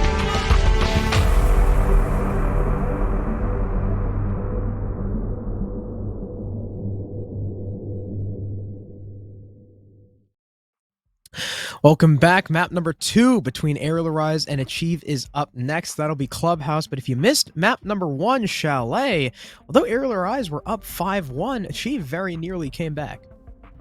Yeah, it was a great map. Started out not so great with Aerial Arise absolutely dismantling Achieve and everything they could ever stand for. It was brutal, it was fast-paced, and it was very much in the favor of Aerial Arise. But then we saw a glimmer of hope, right? We saw Achieve take 1 round on the defensive side, but then when they turned things over to attack, everything changed, right? They really started to ramp things up, and well, they never looked back. They came all the way close in that 6-5 scoreline where they had moments away, seconds away from sending us to overtime. But they just couldn't quite do it, and Aerial Arise snuck out the win in the last few seconds. But a great matchup and a great first map of what could be our first 3-map series of the season, but we are going to Aerial Arise's map pick next. Yeah, I think that's the important thing to remember. While this map was very close and Achieve almost came back, it was their map. Aerial Arise were able to steal it away. And next we move on to Clubhouse. Aerial Arise have been a very consistent Clubhouse team. Even AUG's teams, you know, on the teams AUG has been on, they've also tended to be pretty decent Clubhouse teams. So he knows how to play the map. And I do agree, though. You know, Achieve surprised us here on Chalet. Maybe they'll surprise us even more on the next map. But I'm not holding my breath. As you can see by the stats, our star player was AUG, the sub. 15-8, 3-1 on the entry. I mean, there were so many rounds where he would just walk in and find a frag and completely open up the round. And the same thing for TPA. I mean, how many times did TPA almost single-handedly clutch up rounds for his team because he found an opening, walked in where no one was looking, and got a multi-kill? I mean, Twizzler as well. Can't forget about him. I mean, again, Achieve, obviously they didn't quite come up on top, but we saw in those last few rounds, Twizzler was pivotal on, I think it was the Lion, really. That was mostly his attacking operator. And yeah, he was tearing people apart. Also, he got a plant down, which is it's another notch in his belt. But really, put on an impressive performance, but that's just map 1. We got to see map 2. And we have to see how Achieve, yes, they can play on their own map pick, but can they play on their opponent's map pick? We'll dive right into Clubhouse first, our operator bans, and we can see what kind of Clubhouse we are in for. We've seen a lot of Clubhouse over the last week between SI quals and between the qualifiers of SCS. Teams love Clubhouse, and we've seen a lot of this, and we've seen a lot of the same stuff. The Thatcher ban, there it is all but expected at this point. Yeah, Thatcher is typical Clubhouse. Wouldn't be surprised if this is a Maverick or a Hibana. Usually Thatcher Mav bans mean a Kate is going to be banned next as well, but you always take out a hard breacher, and there it is. It's going to be the Maverick. So next, there's no Thatcher, there's no Mav. It's gotta be the Cade. with Achieve starting on the defense, you don't want to give them the opportunity to leave that up. So yeah, Aerial Rise will take him off the board, and now Achieve can choose. Hey, do we want to ban the Wamai? We left Valkyrie up on Chalet. Do we want to do that again? Do we want to take her off the board? Mira is also another very viable ban on this map. It could go a couple different ways. I wouldn't be surprised if Achieve leave up the Valk, and yeah, they'll take out the Mira. So Valkyrie's still in play, just like last map. Yeah, that's always a gamble, especially for attacking teams. Starting out, you know that the defensive side is going to have so much more intel at their fingertips than you would like. Those black eye cameras are incredibly versatile. She's got a C4. She has so much potential to just be an incredible nuisance to any attacking teams as they either try to work their way into the map or work their way into the site. In any case, we will likely be seeing the Valkyrie, but right now, in terms of this defensive lineup, we will not.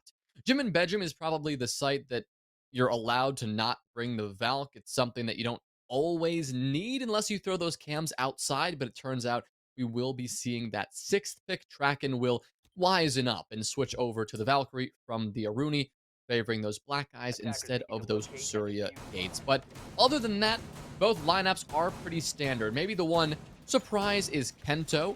He has been playing Twitch pretty regularly on the attack, but now favoring the Ashe instead. Yeah, this is definitely an Ashe map for him. It's something that he's played a lot of on Clubhouse in particular, with normally Gomez, now Og, donning the Zoe. So, pretty standard operator lineup from the attacking side. Same thing with defense, and they did end up 6-picking on that Valkyrie. 10 seconds left before insertion. So, 5 seconds it looks. Are they going to do a con hold? Yeah. Okay. Looks I was just like making sure because I saw the mute jammer go down on the sheet door. So yeah, it's going to be a con hold for the defense. Assisted by those Valk cams, you know, those attackers could definitely get tripped up in cash. That could make way for C4 opportunity, perhaps. The mute as well, you know, denying a lot of good info. Plenty of shields for the defense to play around, but a lack of Omai and a lack of a Rooney means those shields are, you know, despite having a lot of them, they're still pretty exposed. Right, vulnerable if Ariel gets, once again, aggressive and they want to take out that shield from behind. You've got a lot of utility. You've got those Sophia impacts, those Ashe breaching rounds, and 2 grenades in Wimpy's pockets on the sledge. Now, that breaching hammer isn't going to be as effective on this site compared to others, especially because there's no castle, so no additional reinforced barricades to deal with.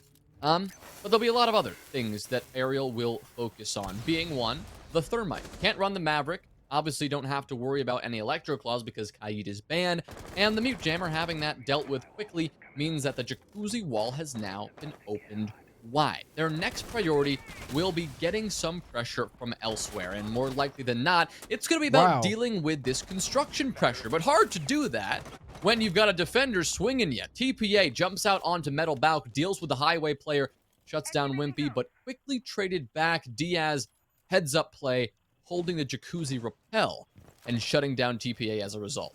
Yeah, I'm surprised Wimpy died to that, and Riot moving off his shield because there's no one in construction to stop him will snipe Og. Good night. Even Og impressed with that shot. You also saw earlier the mute nerf in action. You can put the thermite charges at the top of the wall. The mute jammer can't stop it now because it's a sphere. But in comes Ariel.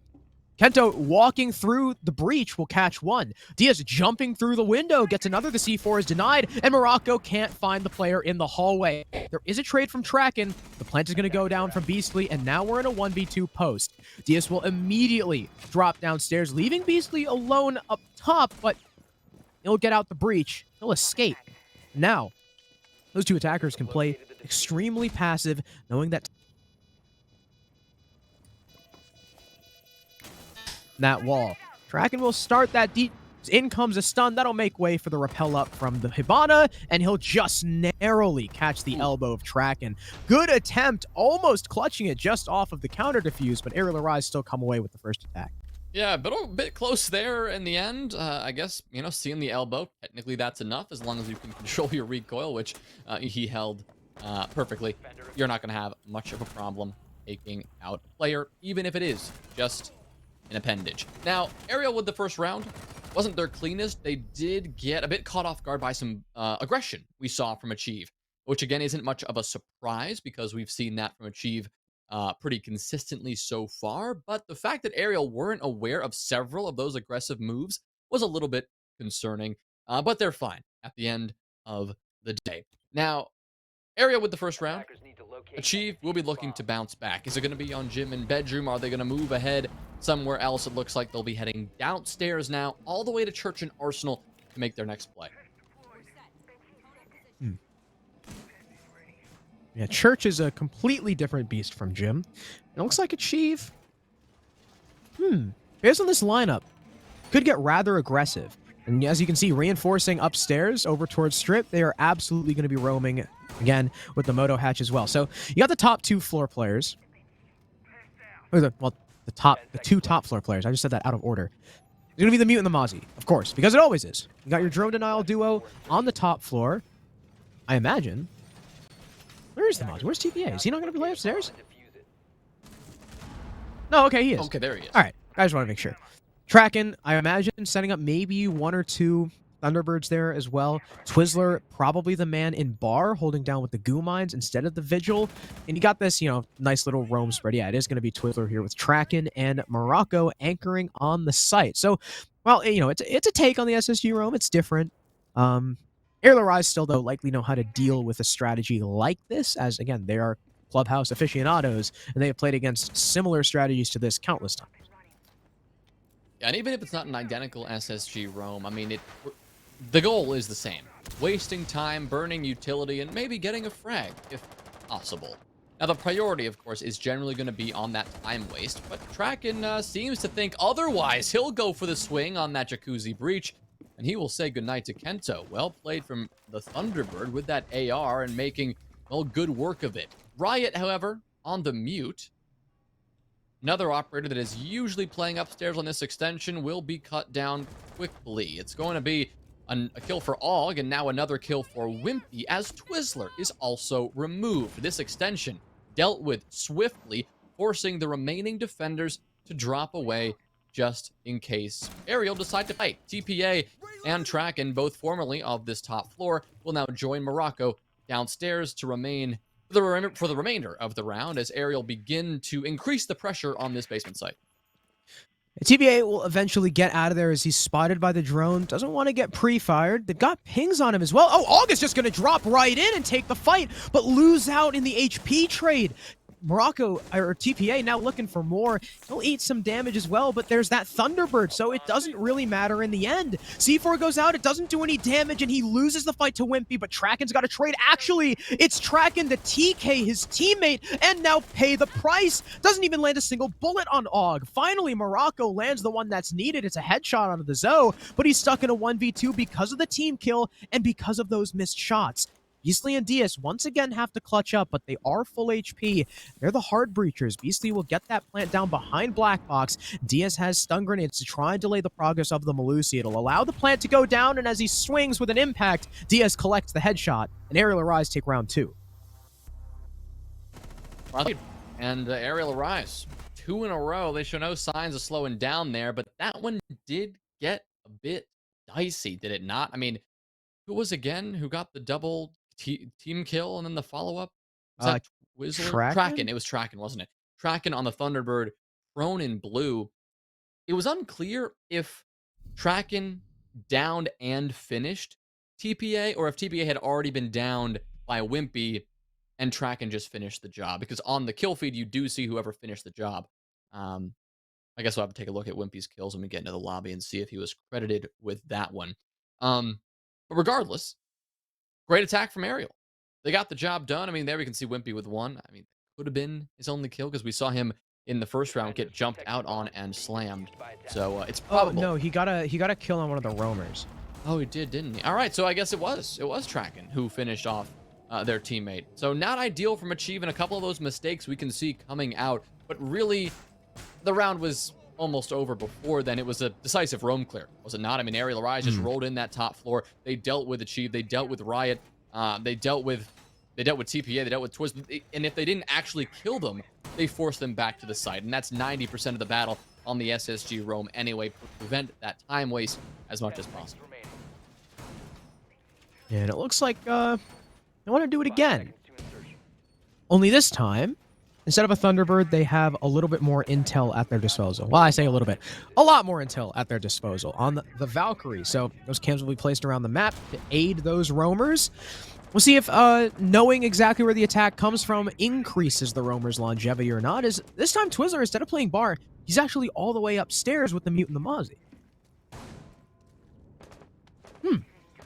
Yeah, still.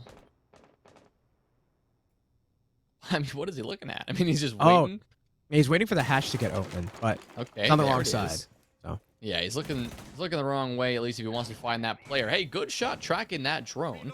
But he's going to have to do more than that, and he's got to be careful. He's out of impact, so he can't make himself any additional last-minute escape options. He does have one already, and Wimpy on the drop will dust Twizzler.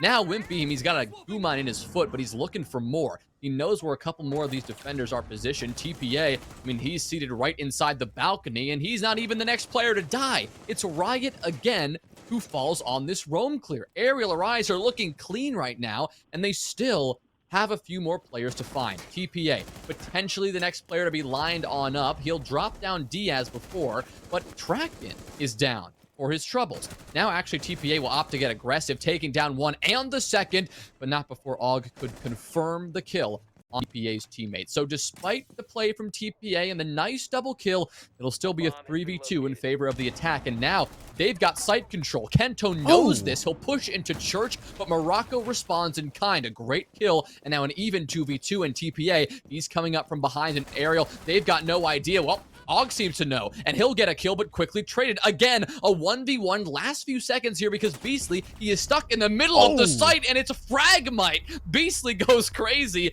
and the back and forth battle, a messy Church and Arsenal attack for Ariel, but it happens and it works. I love the mid-round decision from Aerial Arise there. They, started clearing out the roamers. They know they have 3 kills, right? And TPA just got a frag, meaning there's one guy on site. You saw those last 3 attackers dip immediately. They did not care about the roam anymore. They wanted that 3v1 on site, but it didn't go their way. Morocco springs up and takes down Kento, and that pick was big to even the odds. But the flank in from the Mozzie, I don't know if it was just poorly timed with Morocco or if Og, just hearing it, turned around and sprayed down the Mozzie before he died to the Malusi. That kill saved the round for Ariel, put Beastly in the 1v1, and the Thermite just won it. Again, even though it was a headshot, low HP on Morocco meant the Thermite was probably going to win that anyway unless the Malusi landed a pretty nice headshot. So 3 in a row for Aerial Arise, achieve unsuccessful on both of the sites they've attempted. And now they go back to Gym where they started things off and where Aerial Arise had just kind of walked through the breach and killed everyone. I'm sure they have a reason for not going to CCTV and cash, but from my perspective right now, it's hard to see why not give it just a shot. You've lost 3 rounds on Clubhouse defense here, and you need to find a way to change something up. We saw how they stuck with their same defensive rhythm on Chalet, and well, we also saw how far that got them. A 5-1 favoring Aerial Arise. So if they were to go to CCTV and cash in this next round, I mean, that's what I would really appreciate here. I mean, they went to Gym and Bedroom once, already lost it. Went to Church and Arsenal twice, lost it twice. And so now, they'll just take the gamble once again. No extension here for Aerial Arise to clear out, except for a minor extension into construction. We're not seeing either a massive roam or a CCTV and cache extension, which means Ariel, once again, much like the previous round, should be able to get boots on the ground pretty quickly and begin to pressure this defense right away. Oh. I really thought Wimpy was going to land a kill there. TPA actually re-engages. TPA is a madman. He ends up coming away just a little bit hurt, but not the biggest deal in the world. I see the shield on the master, on the mattress as well. We'll likely deal with that later in the round. Exothermic charge goes out on the jacuzzi wall, completely avoiding the non-existent mute jammer. I don't think there was one on the wall to begin with. As Wimpy is now on highway, on the metal balcony, looking for any frags. Will establish himself on the Gym window now and kind of tussle, dance back and forth with TPA. I'm sure he can wait for one of his teammates to come in and burn away that shield as well, as Og now repels up to Plat, but going on the drone gives a sound cue to Riot. And again, Wimpy is first picked on the balcony. Same exact situation as well. Wimpy just not paying enough attention and Achieve bold enough to pop right out of the window and collect that kill. Tracken, I mean, we said there was no cache extension, but he's now put himself in cache anyway, and Og doesn't exactly know where to look. Unfortunately, it looks like Tracken will reveal his position, but a phenomenal wall bang to take down Og and to make this advantage for Achieve even more significant. Diaz, though, he will respond in some way, taking down one player, now two players. TPA falling as well. Kento lighting up Morocco, but can't quite deal the fatal blow, and now Morocco, he'll just resort to playing this close angle with his shotgun. That's all he can do at this point on so low HP, and still with a good amount of time to work with here. Achieve have to be careful not to get too antsy on the site, because again, Ariel have a lot of time and a lot of opportunities. Morocco, he'll be wary about that C4. He wants to get as far away from it as possible, so he'll use that smoke not only as cover, but to delay this tack even further. Morocco gets one, so that's good for him.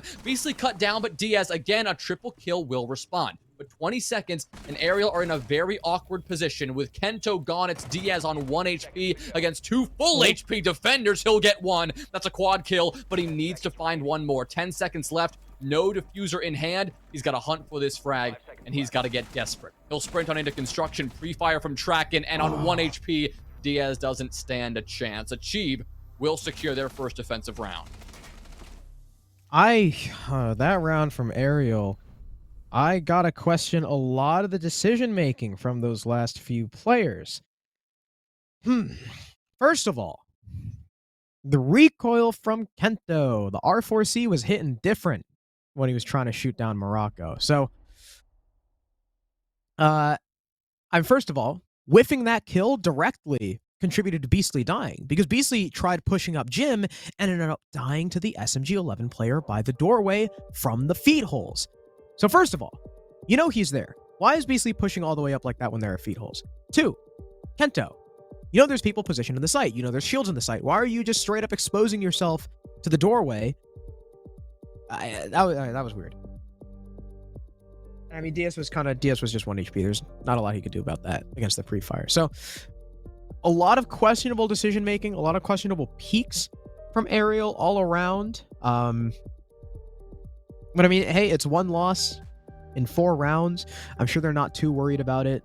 They're probably just having, I know, Tyler, Kento, touched the group chat event. He's just having fun, just all swinging stuff. I'm sure the majority of Ariel Rise feel the same way, but I doubt they'll let something like that happen again, especially as they now attack CCTV cache, which Achieve have waited until round 5 to bring out, telling me that maybe they're not the most comfortable with this site. Well, also, they're going to take a timeout before even going there, right? So they are so uncomfortable with this site that they need a full 60 seconds to talk it out and figure out exactly what they want to do and how they are going to set this site up. Interesting that they took a timeout again after they've taken a round already. Maybe, in hopes of building even more momentum. That's what they're trying to do here. It is Clubhouse after all, something I've already highlighted, but is worth mentioning a second time. The defensive side on Clubhouse, you're generally supposed to get at least 3 rounds, if not 4, and they've only have 1 so far, and Ariel Arise have more than done their job on the attack. So we know no matter what happens in these next 2 rounds, Achieve will have their work cut out for them when it comes to their side, but if they can get these next 2 in a row, things will look a lot nicer for them, and they will have to, maybe worry a little bit less than they would otherwise. But still 2 rounds to go. And like you said, Harrison, doing it on CCTV and cache is always a concern, especially because Achieve had opted to avoid this site for the last 4 rounds in a row. But now they're forced to make a decision. Do they want to go back to the basement, a site they've lost twice, or do they want to give this one a gamble? Because, of course, they just won gym and bedroom, so you can't go there twice in a row.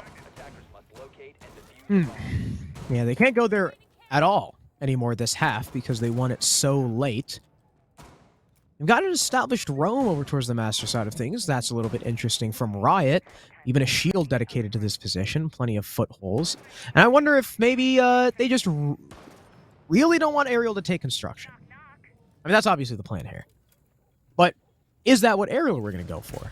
I mean, they have enough utility to go for Garage, and it looks like that's where they'll be placing themselves. So this entire extension over towards Master, all that utility is likely going to go to waste. Oh, he picked up the shield. He's barricading off, so they're rotating already. He's going to rotate all that utility because now that he's identified what Aerial are not doing, namely not pushing from that Jacuzzi side, at least for now, they know TPA, hello? He's going to drop down into the waiting arms of DS here, and now he's caught in a very uncomfortable position. He'll drop away towards Oil Pit, but my God, that was a risky play. Somehow able to escape that. It's surprising, but now Aerial know of his position, and they're going to keep their eye on those secret stairs. They're going to keep their eye on Oil Pit in case he needs to go for a little flank. Wimpy's going to actually take a little bit of damage here, and Kento's going to get himself in a bit of trouble. Has no idea where Riot is positioned. The alibi with the MX4 Storm in hand, eluding capture and opening up the round for Achieve on the right foot. Oh, and another long angle from Tracken through the bars onto Wimpy. 2 opening picks for the defense. Beastly looking for a refrag, just dry peeking into rafters.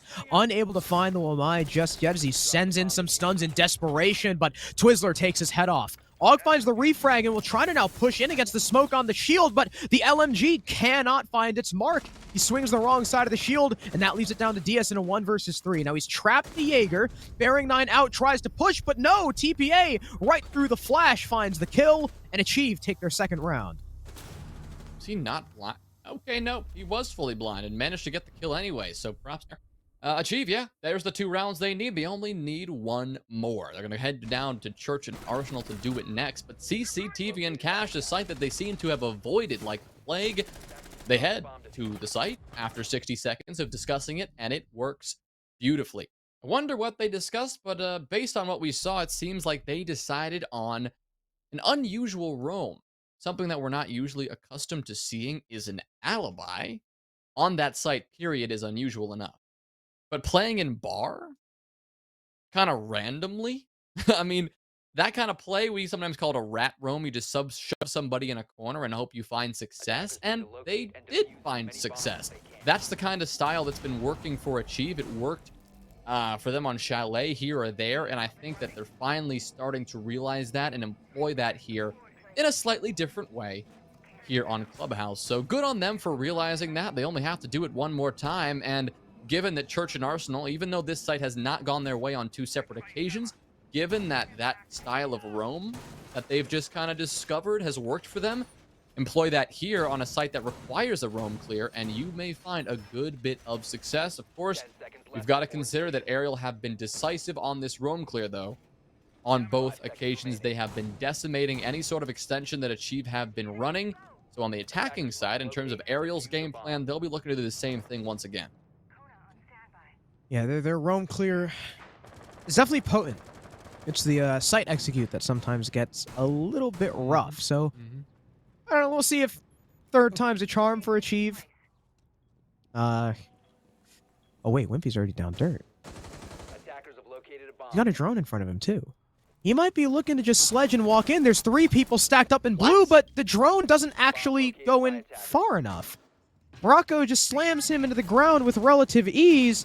And well, now they probably know the rush is coming. Kento moving in with the entry will get Tracken, so 1 back for his team, but the footholds do him in. Riot trades 4 versus 3 for Achieve as more utility is being sent into the site. The concussions looking to spot out players, but the Mozzie nearly finding the Zoe gets traded out. It's ending up being a 1v2. I don't know what the hell just happened to the site, but Diaz is alone against Twiz and Riot. Once again, it's a 1vx for the Hibana. Now he's clutched crazier rounds. You can never count DS out as he picks up the case. Looking a little better now, pre-firing over, but Twizzler and Riot are both hidden. Twiz finally gets up and rotates. DS is not safe behind this box, though, because of these C4s from Twizzler and Riot, but they're not going to use them just yet. Oh, he could have stuck it, but he'll lift off. Time not on his side. He'll finally get Riot. We're down to a 1v1. Stun in the footholds, looking to maybe make a play by Blue. No, he'll just try and stick the plant against Twiz. Will the Valkyrie push? No C4 in hand. He doesn't know it's going down because of those flashbangs. Good utility play from DS. He'll start to back off over towards Blue, but re-engage and catch Twiz in the act of throwing a C4. Wonderful stuff from DS to clutch the round and secure a 4-2 half for his team. Okay, so it was complete and utter chaos on the site, initiated by a strange aerial entry. It was Wimpy again who just threw himself into his grave by not, I guess not, I mean, technically it was the drone's fault, didn't spot the player just sitting calmly behind the bomb chassis. And not only that, they were two players in Arsenal at that time, yet Wimpy sees neither and dies as a result. ARIAL find a way to bring it back in that 1v2 situation. Diaz, insane. He's been going absolutely nuts and is really putting the weight of ARIAL on his shoulders right now. I think that was his 13th kill after he got that last blow. And he is continuing to amaze. He had that quad kill almost ace on that gym and bedroom attack just a few rounds back. Well, he will find another clutch here on round 6. But now the sides will change. ARIAL will move on to the defense and Achieve on the attack, and things, frankly, Harrison, are not looking good for Achieve at all.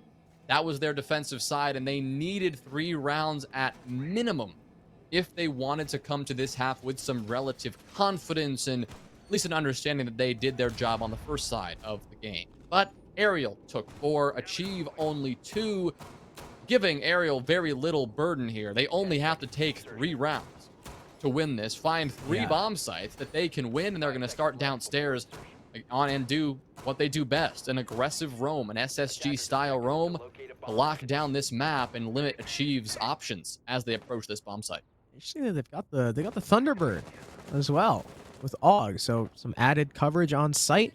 DS on that Alibi, another operator we're not too used to seeing on church roams, but will end up being, I believe, him and AUG to maybe hold down the site. Interesting that they've got one actually placed on main stairs.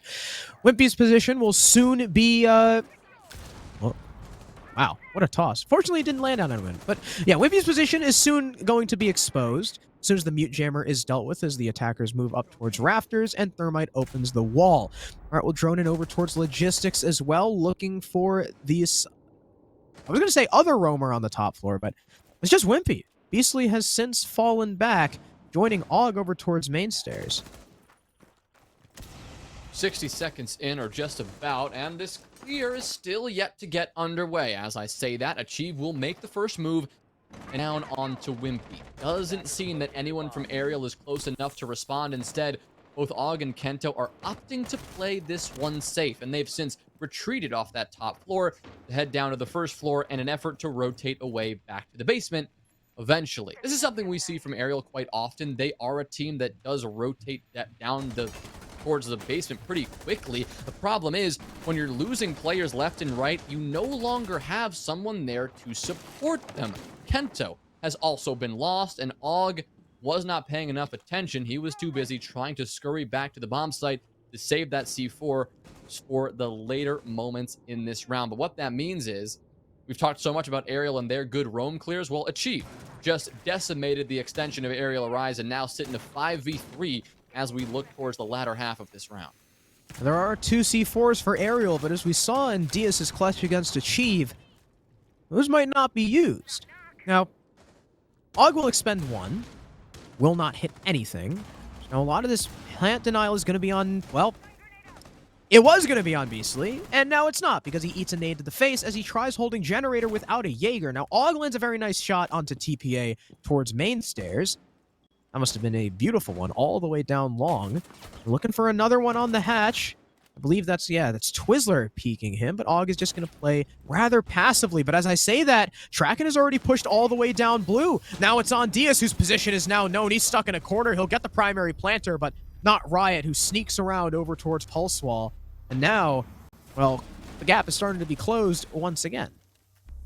Man, ARIAL are really just relying on Diaz to do everything. He's been left alone in a 1vx, I think, like 4 times now.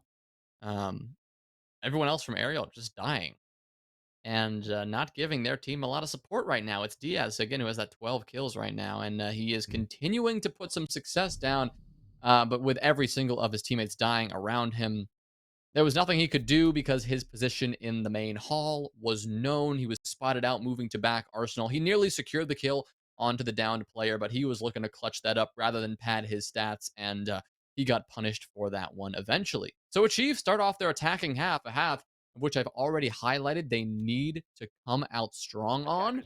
They've started it off well. with a very strong attacking round on Church and Arsenal, and they are going to have another open door to have another successful one. Why is that, you might ask? Because ARIAL are going to the same bomb site again. A peculiar decision, given how easily Achieve seemed to handle that roam, but ARIAL will be changing things up slightly, giving Diaz a role that maybe he feels even more comfortable on. The Oryx on Clubhouse, a bizarre pick, generally reserved for a map like Bank or Consulate, no longer in the pool. But you give him the T5, and maybe that's what Diaz wants to frag out. 5 seconds left. At this point, 12 and 4, he's your really only consistent fragger. Might as well let him play whatever the hell he wants. All the hatches open as well, affords him many possibilities to use Oryx's unique ability. But, man, that last round, ARIAL Arise got absolutely sideswiped on their roam. None of their anchors, with the exception of AUG, were really able to do anything. So, a team that we know and that we admire for their gun skill have been looking a little bit limp on Clubhouse so far, as Beastly eats a ton of damage attempting to play over towards Oil Pit. He'll be forced to slink back to site. Now, luckily, again, there's a Thunderbird on the board, so he can get healed up, but again, questionable position. ARIAL trying to maybe continue the aggression we saw in their attacking half and translate it over to defense. Maybe that's the way they want to continue to play this game. I mean, you said it yourself, Harrison. They're trying to have a good bit of fun. But that fun is going to quickly leave the lobby if they keep losing rounds because of ill-timed and ill-advised aggressive plays. Looks like they are starting to play a little bit safer, though. They've since backed off and are playing a little bit more passively, now rotating back to the site now that 60 seconds have transpired. And a big difference between this round and last is that no one's dead yet from ARIAL, so they are actually rotating away at the proper moment. But one player who has not rotated away is Diaz. He is going for the high-risk, high-reward Hail Mary play. He's sitting in the kitchen freezer. He's sitting right now undroned. Oh, well, now he's been droned, and now he has to get the heck out of Dodge. He'll rotate down the kitchen hatch, which has already been opened by ARIAL because of that Oryx play, but it means that Achieve, they no longer have to take the 2 minutes or the minute that it often takes to avoid the impact trick on that hatch. They have now the site, theoretically, available to them whenever they want. There's a whole minute for them to play with as well. I wonder if Diaz is maybe going to make his play up one of the other hatches. A nade goes in, does not find its mark. Well, I think he goes in and finds a little bit of damage on a Beastly and Wimpy, but Diaz still playing under Arsenal? That's not the play. He'll get taken out. First picked, I believe that was by Twizzler. Well done to the Hibana. And again, Diaz, I don't know why he stuck there and didn't go for like a flank through the blue hatch or something along those lines. That is why your Oryx is now Achieve lead by 1 man. There's 30 seconds left, though. They're going to be pressed for time pretty soon, and there's still plenty of C4 potential on the defense. Or rather, there was one from Wimpy, but it'll miss. In comes the planter of Morocco, getting into dark spot. TPA with a double kill before Kraken is traded back, but the Zofia is still alive and well. Riot takes out Beastly. The plant is confirmed, and from the hatch, Twizzler has the cover. Achieve take round 8 and tie us up. That was incredibly well played from Achieve. I'll get to the ARIAL shenanigans in a moment, but for Achieve, you saw it in those last few seconds. They smoked off the long hall between Arsenal and that church double door. They had a perfectly placed smoke grenade to block off the line of sight from those players playing over by dummies in box 3. They blocked those players off from seeing down the long hall. That enabled TPA to just sprint down the hallway. The players in church, it was hard to communicate that the players in Arsenal couldn't see the hallway. They didn't know that they had to worry about their back. TPA, there he comes. Double kill is found almost effortlessly because nobody's looking at him. That is perfectly played from Achieve. They've got the bomb down going down at the same time. You know somebody from Arsenal has to step up and get that kill. They had, I think, the best execute we've seen so far today, period. Because we've seen a lot of kind of pseudo executes where people are just kind of running around and trying to get kills, but no real genuine coordinated pushes with smokes and everything. And it was there for Achieve. Really coordinated, and I got to admit, I'm quite impressed. Now, there's one thing we've got to talk about on the side of ARIAL Arise, and now it's Diaz. Okay, He got all 12 kills that he has right now on the attacking side. And every time, he was playing Hibana. Or almost every time. Now he shifts over to the defense, and his team says, you're the only one getting frags. Why don't you play the roaming fragging roles? He does that for 2 rounds in a row. He plays Alibi. He plays Oryx. He gets 0 kills between the 2 rounds. He needs to be back on support. Let him frag on the smoke, and I'm glad we're seeing that adjustment here now, even though it is maybe 1 round too late. In round number 9, ARIAL making a smart choice here. Yeah, I like the swap of the site, but Wimpy looking like he wants to get aggressive. ARIAL now have the Valkyrie at their disposal too, something that they did not run at all on either of their church defenses, which may have aided them. I know Wimpy likes this server stack position, and he gets aggressive on it a lot, and sometimes it causes him to lose his life. So, especially with the play from Achieve so far, they have been on top of their guns. But Wimpy overexposes himself, could meet a grisly fate. Riot's already downstairs, really nothing to contest him, and he'll likely be bucking up through the floor to take care of those batteries and make sure Wimpy can't get back on the trick. Well, all playing this roam right now, he'll just be working his way around this whole map. Eventually, though, he's going to have to come across a couple of these actors. One of those is Riot. He'll be sitting down below stock. Trying to pressure up now right towards... Oh, Wimpy's too late for this. Wimpy's too late for this. No, he gets it off. There is no way. Well timed there from the Bandit. Masterclass in Bandit tricking. That's going to be 1 exothermic charge burn. Here comes Og. I told you he'd run into somebody, and eventually he will. He'll take down Riot, and TPA will also fall at the same time. So definitely an early edge for ARIAL, and Diaz will make that even more certain as he pops up and takes care of Twizzler. Wimpy will confirm the kill onto TPA, and it's a 4v2. The wall, however, it's been opened up, so that's 1 saving grace, but Wimpy does not care. He'll go for the wide swing, and Beastly will combine for 2 with his teammate, and that right there is a very clean ARIAL defense to respond to the last few achieved successes. Yeah, starting with the Bandit trick from Wimpy and turning just into all-out aggression from every member of ARIAL, starting with Og, then DS moving into Rafters to assist his teammate. ARIAL Arise did not stop peeking. And hey, maybe that's what you got to do to trip up Achieve, because every time ARIAL Arise have lost a round in this series, I mean, even back on Chalet, most of the time, it's because they allowed Achieve the luxury of the roam clear, and then the execute went pretty much according to plan. Achieve were never disrupted. And now that ARIAL Arise are really taking the aggressive game, you know, at least in that last round, peeking out, making sure that Achieve, with not being able to find an opening pick on any roam, once they start to move to the execute, that's when ARIAL start to push out. And that's how they need to play, because if they keep letting Achieve set up, and TPA keeps walking in and getting 2Ks with the Zoe, ARIAL Arise are going to be in a difficult situation. But they retake that lead. It's only by 1 round, but it's a lead nonetheless, and they go back to Gym. I like their idea of avoiding Church for now, but if they've already won cash, if they win Gym here, my worry is that they're going to have to go back to Church. And I don't know if they're going to be able to fix that play. And that is the consequence, Harrison, of going to the same bomb site twice after you've lost it. I say it time and time again, but teams just never seem to get it. They just never seem to get it. They go to Church twice, which gets them stuck, especially if you lose both times. It gets them stuck in a real pickle, because now they have to run through their rotation, and that has to include Church again. Because if CCTV and Gym, they chain those 2 together, unless they go double bar, they're going to have to see how Church goes. And no matter what, you're going to go to Church twice at the end of the day, so you might as well just wait for later. But no, they went to it twice, and they are going to feel some of the consequences of that shortly, if, that is, they do win this Gym and bedroom site. So they still have to make this defense happen. And Achieve still have to figure out exactly how they want to approach this on the attack. One difference we're seeing here, pretty noticeable, is this CCTV and cash side. Achieve, when they were on defense, they did not extend all the way over. They just held construction. What? And Beastly What are you doing? is bandit tricking on the jacuzzi wall.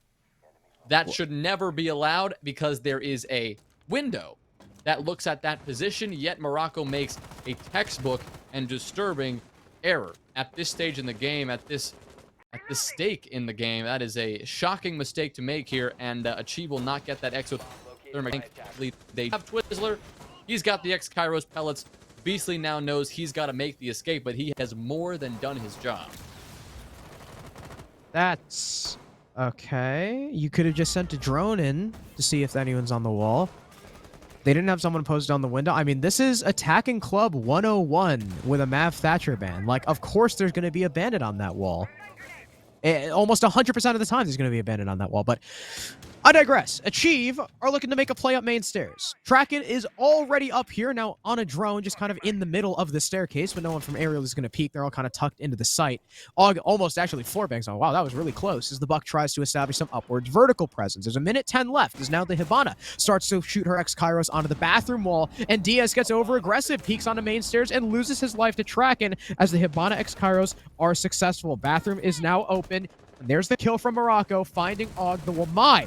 3 versus 5. Wimpy gets a kill through the floor. That's a good one, but Beastly is traded off, and now he's all alone in gym trying to hold on. Can't land the shot on Morocco. It's Kento taking up main stairs in a 1v4. He outduels the Iana. He's got 3 more to find, and someone coming in from Khan that he does not know about. Achieve take round 10 and tie us up once again.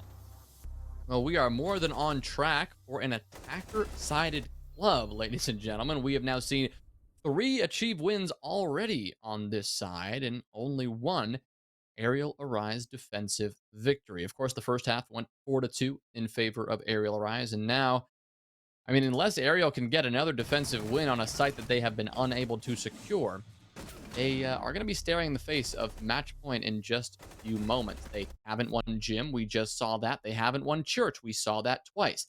The only defensive site they've been able to secure has been CCTV and Cash. Can't go that year. There. You can't go there yet, dear God. Because it's just locked.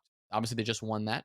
So they're going to go Gym and Bedroom again. They're going to make this bold decision to just relive the exact same round that transpired. The difference here is they're not going to get as much time delay because there is no shot that Achieve is going to let a bandit trick on the jacuzzi wall to be successful. So not only will Arial Arise have to somehow come up with a way to waste time, but they're going to have to find a way to survive on the site because Achieve, we saw it there, they got aggressive and they did it quickly. The moment they saw an opening, they pounced, especially Traken, who just worked his way up the main stairs. That's not something usually allowed for free, but Arial Arise didn't really contest that position, and Traken was more than happy to secure several kills, adding to his 12 kill total as a result. We'll see if Diaz can make something happen with the Oryx. Last time he played it, he just kind of stood there and died. Oh, TBA is going to eat some damage. I'm not quite sure from where. Maybe from Wimpy? Did Wimpy just peek out flat wall? I think he did, but it's soft, so Riot is going to be able to open up the whole thing. So what is Wimpy going to do? Wall open? No, he'll just dart away, figuring, hey, there's someone, if there's someone repelled onto Plat, which there isn't, they will probably only succeed in damaging me a little bit, and hey, I've got Thunderbirds to fall back to, so I can get healed up. That damage will be negated. So, I guess, sort of, early engagement doesn't really matter. I mean, Wimpy's healed back up, but in comes the Thermite charge, and like you said, Achieve aren't going to let that happen twice. Beastly will have no effect on the Jacuzzi breach, and will have to fall back. TPA getting shot from behind here. It's actually Wimpy who goes for a peculiar aggressive swing, and nobody's there to stop it. Don't let him do this again, guys. You know where he is. Wimpy will nearly catch out Riot, but he will think twice, retreating back to his very own Kona stations to recharge before swinging yet again. Well, he'll swing again, and he'll find himself just destroyed because Twizzler was more than ready for that. Kento, the next player that Achieve are looking to track down. He will actually make a quick escape, smartly so, but actually, no, I'm just kidding. He will get aggressive again. Arial, I said earlier how they were playing safe, and they have thrown that out the window. They're playing aggressive, and oh man, is it working. Double kill for Kento, and he's on the hunt for one more. He's got the pings, he's got the pre-fire, and he's got a triple kill. Morocco is shut down by Og at the same time, and that is a brutal round to lose if you're Achieve Esports. That is going to be Arial Arise moving ahead to match point. Oh my goodness. I mean, what did we not see from Arial Arise on their previous gym defense? They all tucked in sight and waited. You cannot play that game against Achieve because you're going to get swamped. So what do Arial do? They go extend over towards Cash. Achieve try to push him out, and Arial gets aggressive. They fight back and meet fire with fire. First, Wimpy swings aggressively. Sure, he gets traded off, but Kento follows with the same same aggression from the same angle, and Achieve is not ready for it. Big triple kill for Kento on the Jaeger, and you got to keep up that energy. We're going back to Cash now. Again, a spot where Aerial Arise pushed back every time Achieve tried going somewhere. If they do that again, because Achieve have not been ready, Aerial could win out 7-5, but if they keep playing in the site, if they keep turtling, playing the waiting game like you normally expect the defense to, Achieve will roll them and bring them to OT. I mean, they are back on CCTV and Cash. This is the site they won. They've now won Gym and Bedroom as well. I mean, they've gotten the 2 rounds they need. They've gotten to 6. It's overtime no matter what, unless, of course, Aerial can finish this one out here. Last time we saw this site, again, it was the bandit trick from Wimpy that proved essential. But with the bandit trick, I'm not going to say it is a one and done, but there's very few teams out there that are going to be bamboozled by a bandit battery on several occasions. And I don't believe Achieve are one of those teams. They have to figure out a way to deal with this bandit trick swiftly, and they know that Wimpy will stick it no matter what. I mean, last time you had, I believe it was TPA who was on the Zofia. He came below. He opened up the wall. There was a nade as well. They were opening up the floor below Wimpy, and they were stunning him, but he didn't care. This time, TPA has switched off to the IQ in an effort to change that up. I don't know how I feel about that, because if the battery's not down yet, you're not going to be able to shoot out something that doesn't exist. But I think that's, you know, they have the right idea. They know what they want to do, and they're just trying to figure out a different way to execute it. Oh, the C4. Unfortunate toss from Wimpy. It's going to miss, and the thermite charge is going to go down. And now Wimpy's kind of stuck. Is he going to opt to challenge the window back to the bomb chassis to cover him from the breach? But, like I said, it's going to be tough for the bandit to get out of. Now, if he were to escape right now, take his pistol out, tuck tail, and run, you might make it. There's no one on the window. The person on the plat wall, I believe, is holding a decently shallow angle. So Wimpy could make it out alive, but I think he's just going to stick there and, you know, take his chances just peeking in through the window. I believe Og has now been spotted out as well. He'll start to fall back towards the con side of things. But ever since opening the plat wall, hasn't been a lot of movement here from Achieve. Well, no real movement from Ariel either, and that's because Achieve has effectively frozen them in place, but they haven't quite done anything with that web of control that they've secured. And they've got to be careful, because if they allow Ariel to get comfortable in the positions they're holding, I mean, Wimpy, he hasn't been punished for his odd position he's holding right now. If they allow him to get comfortable, that's when the frags come in.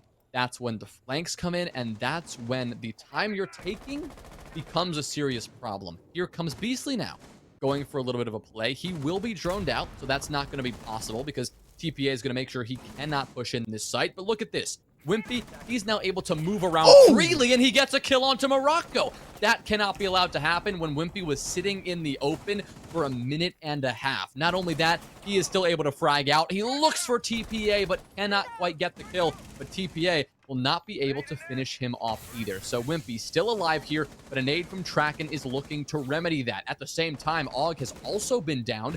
2 players who are likely unrecoverable at this point in the round, meaning Achieve, they've got a 4v2 on site. And as Kento goes down, that's huge! Wimpy will finally be finished off.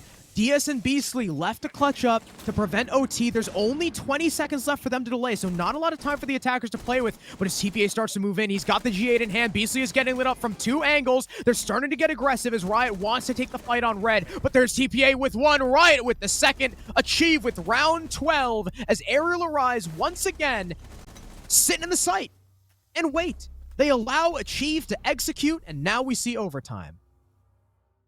Here we are. We've come all the way to round 13 here. Regulation wasn't enough to end it, and this is not the outcome we expected at all, Harrison. I mean, this is overtime on Ariel's map pick, and we expected them to be a lot more dominant. I mean, there's no real way other than putting it that way, right? I mean, they have not been chaining the rounds together that we've expected. They have been unable to win more than 2 defensive rounds. Are you kidding?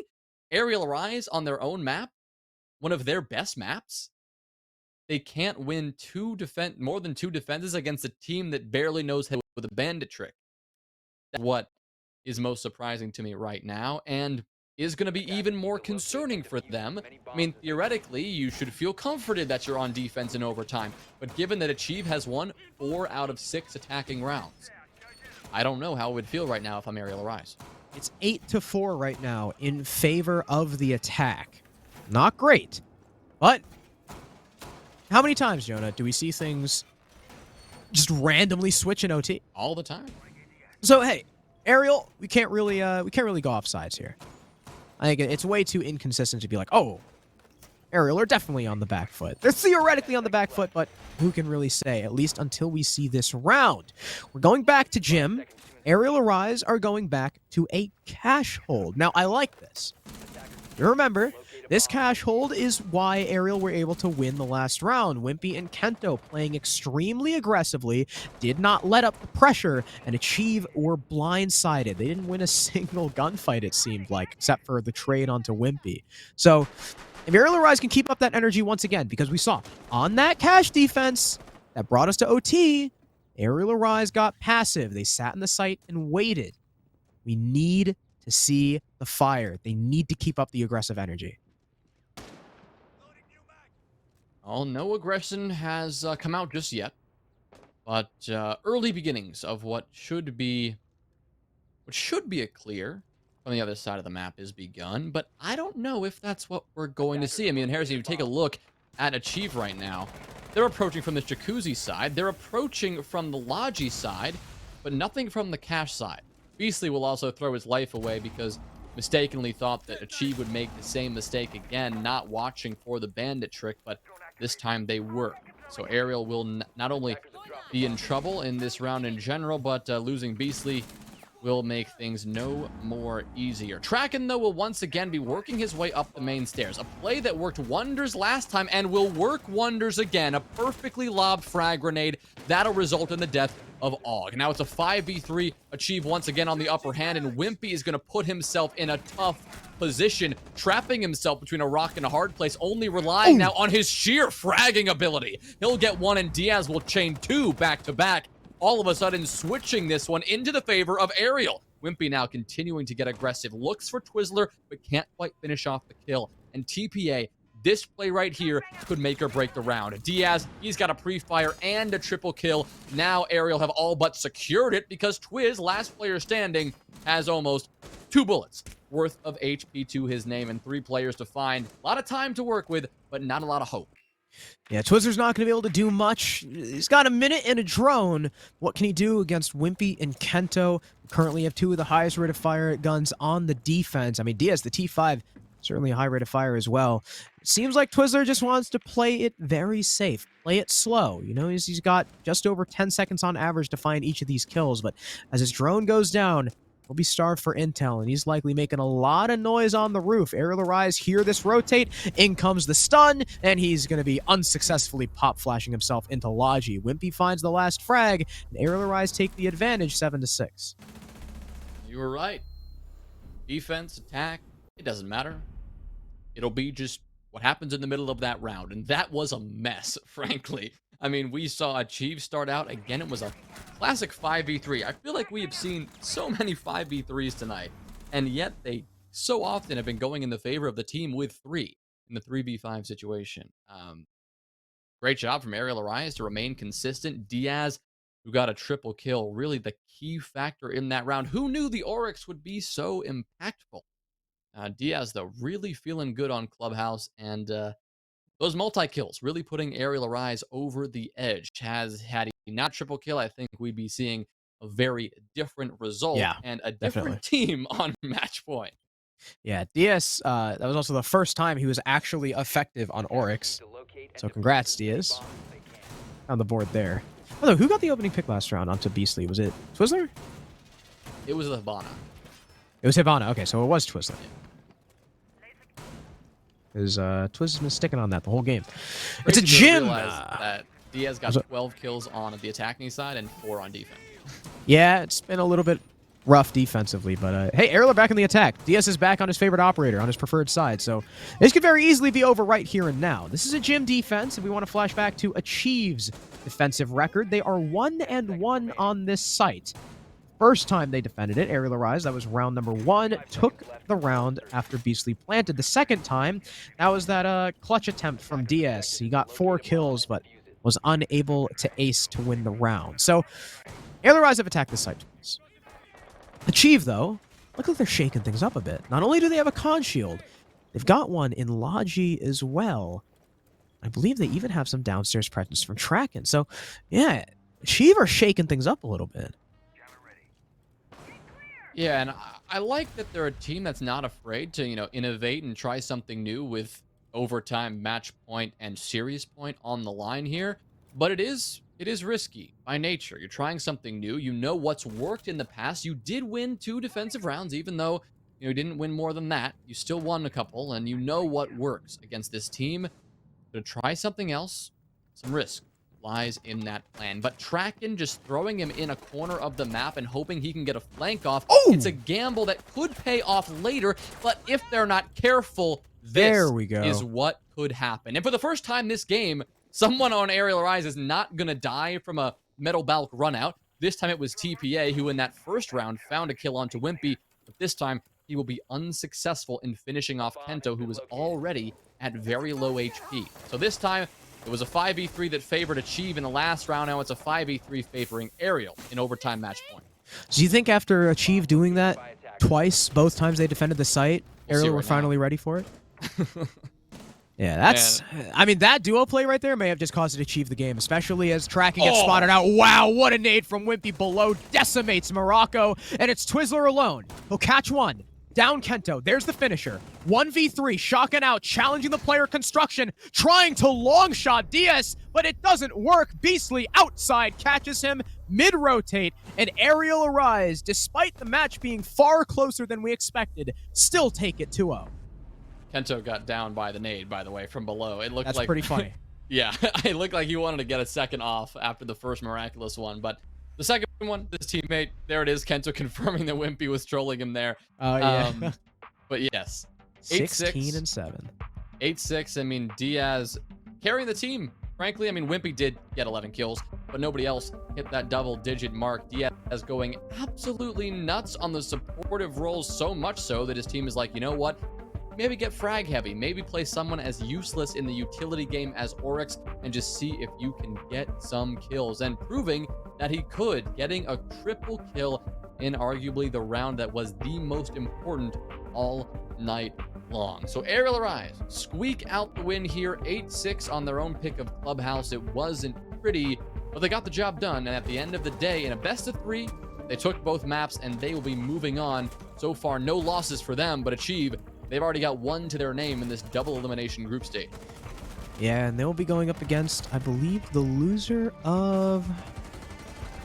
Oh, who the hell is in their group again? Dude, I already keep forgetting the groups. Like, we literally decided the groups yesterday, and I've already forgotten.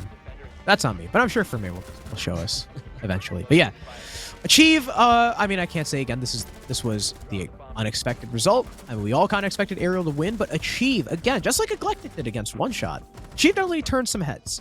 This game was a lot closer than I think literally everybody expected it to be. I didn't expect the first map to go 7-5, let alone OT on the second, so well done, Achieve. Again, proving that they can potentially hang with these CL teams with just a little bit more polishing. I mean, maybe not even that much. They almost had a map against the second best team in Challenger League, and theoretically, not theoretically, but actually the highest seeded team currently in SCS Season 6 right now. So that's a pretty good place to be if you're Achieve Esports. So keep on grinding because they're in Yeah, they are. I mean, I can't wait to see what they do next week against in the losers game. Again, completely forgot who they'll be playing. Oh no, one is Two-Faced. The other is Ink. That's who it is. They'll play the loser of Ink and Two-Faced. Wow, look at me. I remember. I'm proud of myself. But I don't know. Ink looked kind of nasty too. I don't know how Two-Faced has been faring, because remember, Two-Faced are not the same roster anymore. They've got Poison now.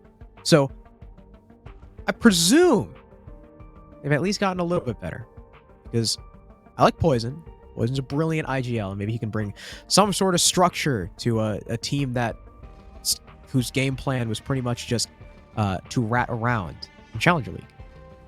Yeah, before we focus on the future games, let's take a look at the stats from this map here and just recap exactly what we saw and see how significant Diaz really was on that performance, and see who really was that top performer from Achieve consistently, because those stats can hopefully give us a couple of signals about that. Hopefully pull those up in just a moment. Do you know how much objective play there was? It didn't feel like we saw a ton. I guess not a lot. More compared to what we saw in our first map, in our first series. 2 plants on the side of Aerial Arise. DS Lucas getting one and Beastly getting the other. But DS, man, 16 and 7.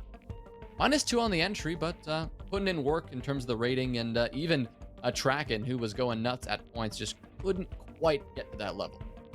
I love how Wimpy dropped double digits, is 11 and 11, and is the lowest rated player in the lobby. That is what. That's pretty funny. But yeah, the objective play, I think we had 3 plants for Aerial and 1 plant for Achieve, I think, in the first game, if I counted that right. 1, 2, 3, yeah. And so we have 2 for Aerial and 1 for Achieve in the second. So, total of 7 plants across 2 maps across 27 rounds. That's not terrible. That's almost 1 plant every 4 rounds. But otherwise, yeah, just like our first game, very kill focused all around. Yeah, and just like our first game, I mean, we have pretty similar conclusions. It's hard to know exactly how Achieve would, stack up head to head against Eclectic, and that's not a matchup we're going to see for the foreseeable future unless both of those teams actually make themselves into that playoff bracket. But the way things stand right now, Achieve looked pretty good, and they hung with Aerial Arise closer than Eclectic hung with One Shot. And technically, based on standings, based on performances in CL, Aerial Arise technically better than One Shot? This is that question that we're going to have all season long, and as Quartz highlighted in his interview, hopefully we'll get an interview coming up in just a few moments as well. They've got a little bit of a rivalry developing, One Shot and Aerial Arise. They both played each other one time, and they have gone 1-1 in each matchup. CL, that was Aerial Arise to take it just yesterday, I believe it was One Shot to take that matchup. So interested to see how a couple of those develop further. In addition to who's going to be the first qualifier team, not invited team, to actually take down one of these Challenger League teams. That's something we should focus on in the coming week. Yeah, I have absolutely no idea who's that going to be. Hey, maybe we'll see it Ink versus Two-Faced. Who knows? Maybe we'll see Aerial Arise Academy win. I actually, no, you know what? Because they play tomorrow, it's going to be Surf. I'm calling it. It's going to be Surf Esports. But we want to take a look at the total stats across the entire series. DS Lucas, of course, is our star player. I mean, we know him as one of the best players in Challenger League, and he's going to step up today, 23 and 14. And look at Og, the substitute player, tied with TPA for the most kills in the lobby, 4-1 on entry, doing tremendously well for his team. And I mean, say what you will about Aerial Arise not having Gomez for today, Og was definitely a huge factor in their success. I mean, yeah, outperforming Beastly, Kento, and Wimpy, even though we saw exceptional performances from all of them, is incredibly impressive, especially coming into this roster at the last minute. We did say Og was going to come in and was going to light people up, and he did that. And he did more than that. He tore them apart. Achieve, you look at, these players who have been pretty consistent, TPA and Twizzler. They both had very impressive performances. Tracken as well. I really felt that Tracken was that massive force on that second map at Clubhouse, a bit more than he was on Chalet, but TPA and Twizzler made their impact felt on both maps. Cost, you take a look at that too. Pretty high all across the board for Tracken, right? 73% for him, and only rivaled by Beastly's 81% cost over on the side of Aerial Arise. So great performances from everyone in this lobby. That kind of happens when you get such 2 close games. You don't have one team who is, really lacking in the stats department. Everyone else, putting in good kills and making this one a pretty competitive match. Yeah, unfortunately, it looks like we are not going to have an interview. Og already got off, and I don't know. I think Wimpy doesn't have a webcam. So, unfortunately, no interview with any of the Aerial Arise players. So we're going to move on to our final segment, Jonah. We have the play of the day. Mike and Ike sponsored Sweet Play of the Day. And, I actually have no idea what this could be. We've had a lot of really good plays. There's a been lot to choose from. A lot. Yeah. So See what whatever this Ferme is, it's shows. gonna be a pleasant surprise. I know that Mike and I, they're also a pleasant surprise. So before we get to this clip, you can take your candy game to the next level with a pack of Mike and Ike original fruits, Mike and Ike Mega Mix. The delicious, fruity, chewy flavors can help fuel your game and power you up. Keep playing at your best. You can power up with Mike and Ike, much like Z did in this exceptional clip. Dude went absolutely nuclear, and One Shot decided to feed him a couple of kills, but Z just on the Wamai with very little working for him, just tore apart this last-minute One Shot execute on the basement. Yeah, that was an incredible clutch from Z, but you also got to criticize One Shot for just kind of throwing bodies at him, especially that Finka slip. I'm not going to forget that you did that. I know it was you. You sprinted in front of a mirror window. That wasn't wise. But after that, if I'm not mistaken, Jonah, that's going to be it from us. I don't know if we have One more thing, Harrison. Do you have a schedule for tomorrow? I gotta give a quick shout out to one of our sponsors here. We haven't gone one more chance to shout out Mavic gaming chairs. All right, you can experience Mavic's gaming chairs for yourself. The exclusive chair partner of NerdStreet Gamers and local host. All Mavic's gaming chairs feature the Future 9 functions of critical ergonomics. If you've been sitting for the last 5 hours like we have, your back's going to start to hurt. Okay, yeah. And that is exactly what you need. You need yourself a Mavix gaming chair. It supports gamers everywhere, hopefully casters everywhere, and you can get yours today for as little as $24.69 a month. And you can use code NSG55 to get, yes, $55 off on the Mavix gaming chair website. That is mavix.com, mavix.com/NerdStreetGamers to get that discount. And of course, that's not it this week for SCS. We got games going all week. We got games tomorrow. I'm not quite sure what I know Surf Esports plays tomorrow. I don't remember who they play. We have a Group B game. I believe I'm doing that one. Yes! That's going to be epic. That's what it was. Yeah. That's the second game, I believe. So Carter and Benny are doing the first game. I believe Carter and I are doing the second game. First game is Investigation File versus Mystic. Oh, wait. That could be good, too. That's we have Mystic and Surf. Okay, so we have Mystic and Surf both playing tomorrow. Yeah. Both two of probably the two best teams in T3 right now in the amateur scene, going up against two playoffs teams from Challenger League. So that is going to be sick as hell. Tune in tomorrow, 6 p.m. EST. As always, for those, I'll see you there. I think for the second game, Carter and Benny will be on the first one. So you definitely don't want to miss out on that. Thank you all for watching with us through two best of threes. I know it's been a while since T3 had best of threes, but we're back. Thank you all for watching. We love you, and we'll see you tomorrow.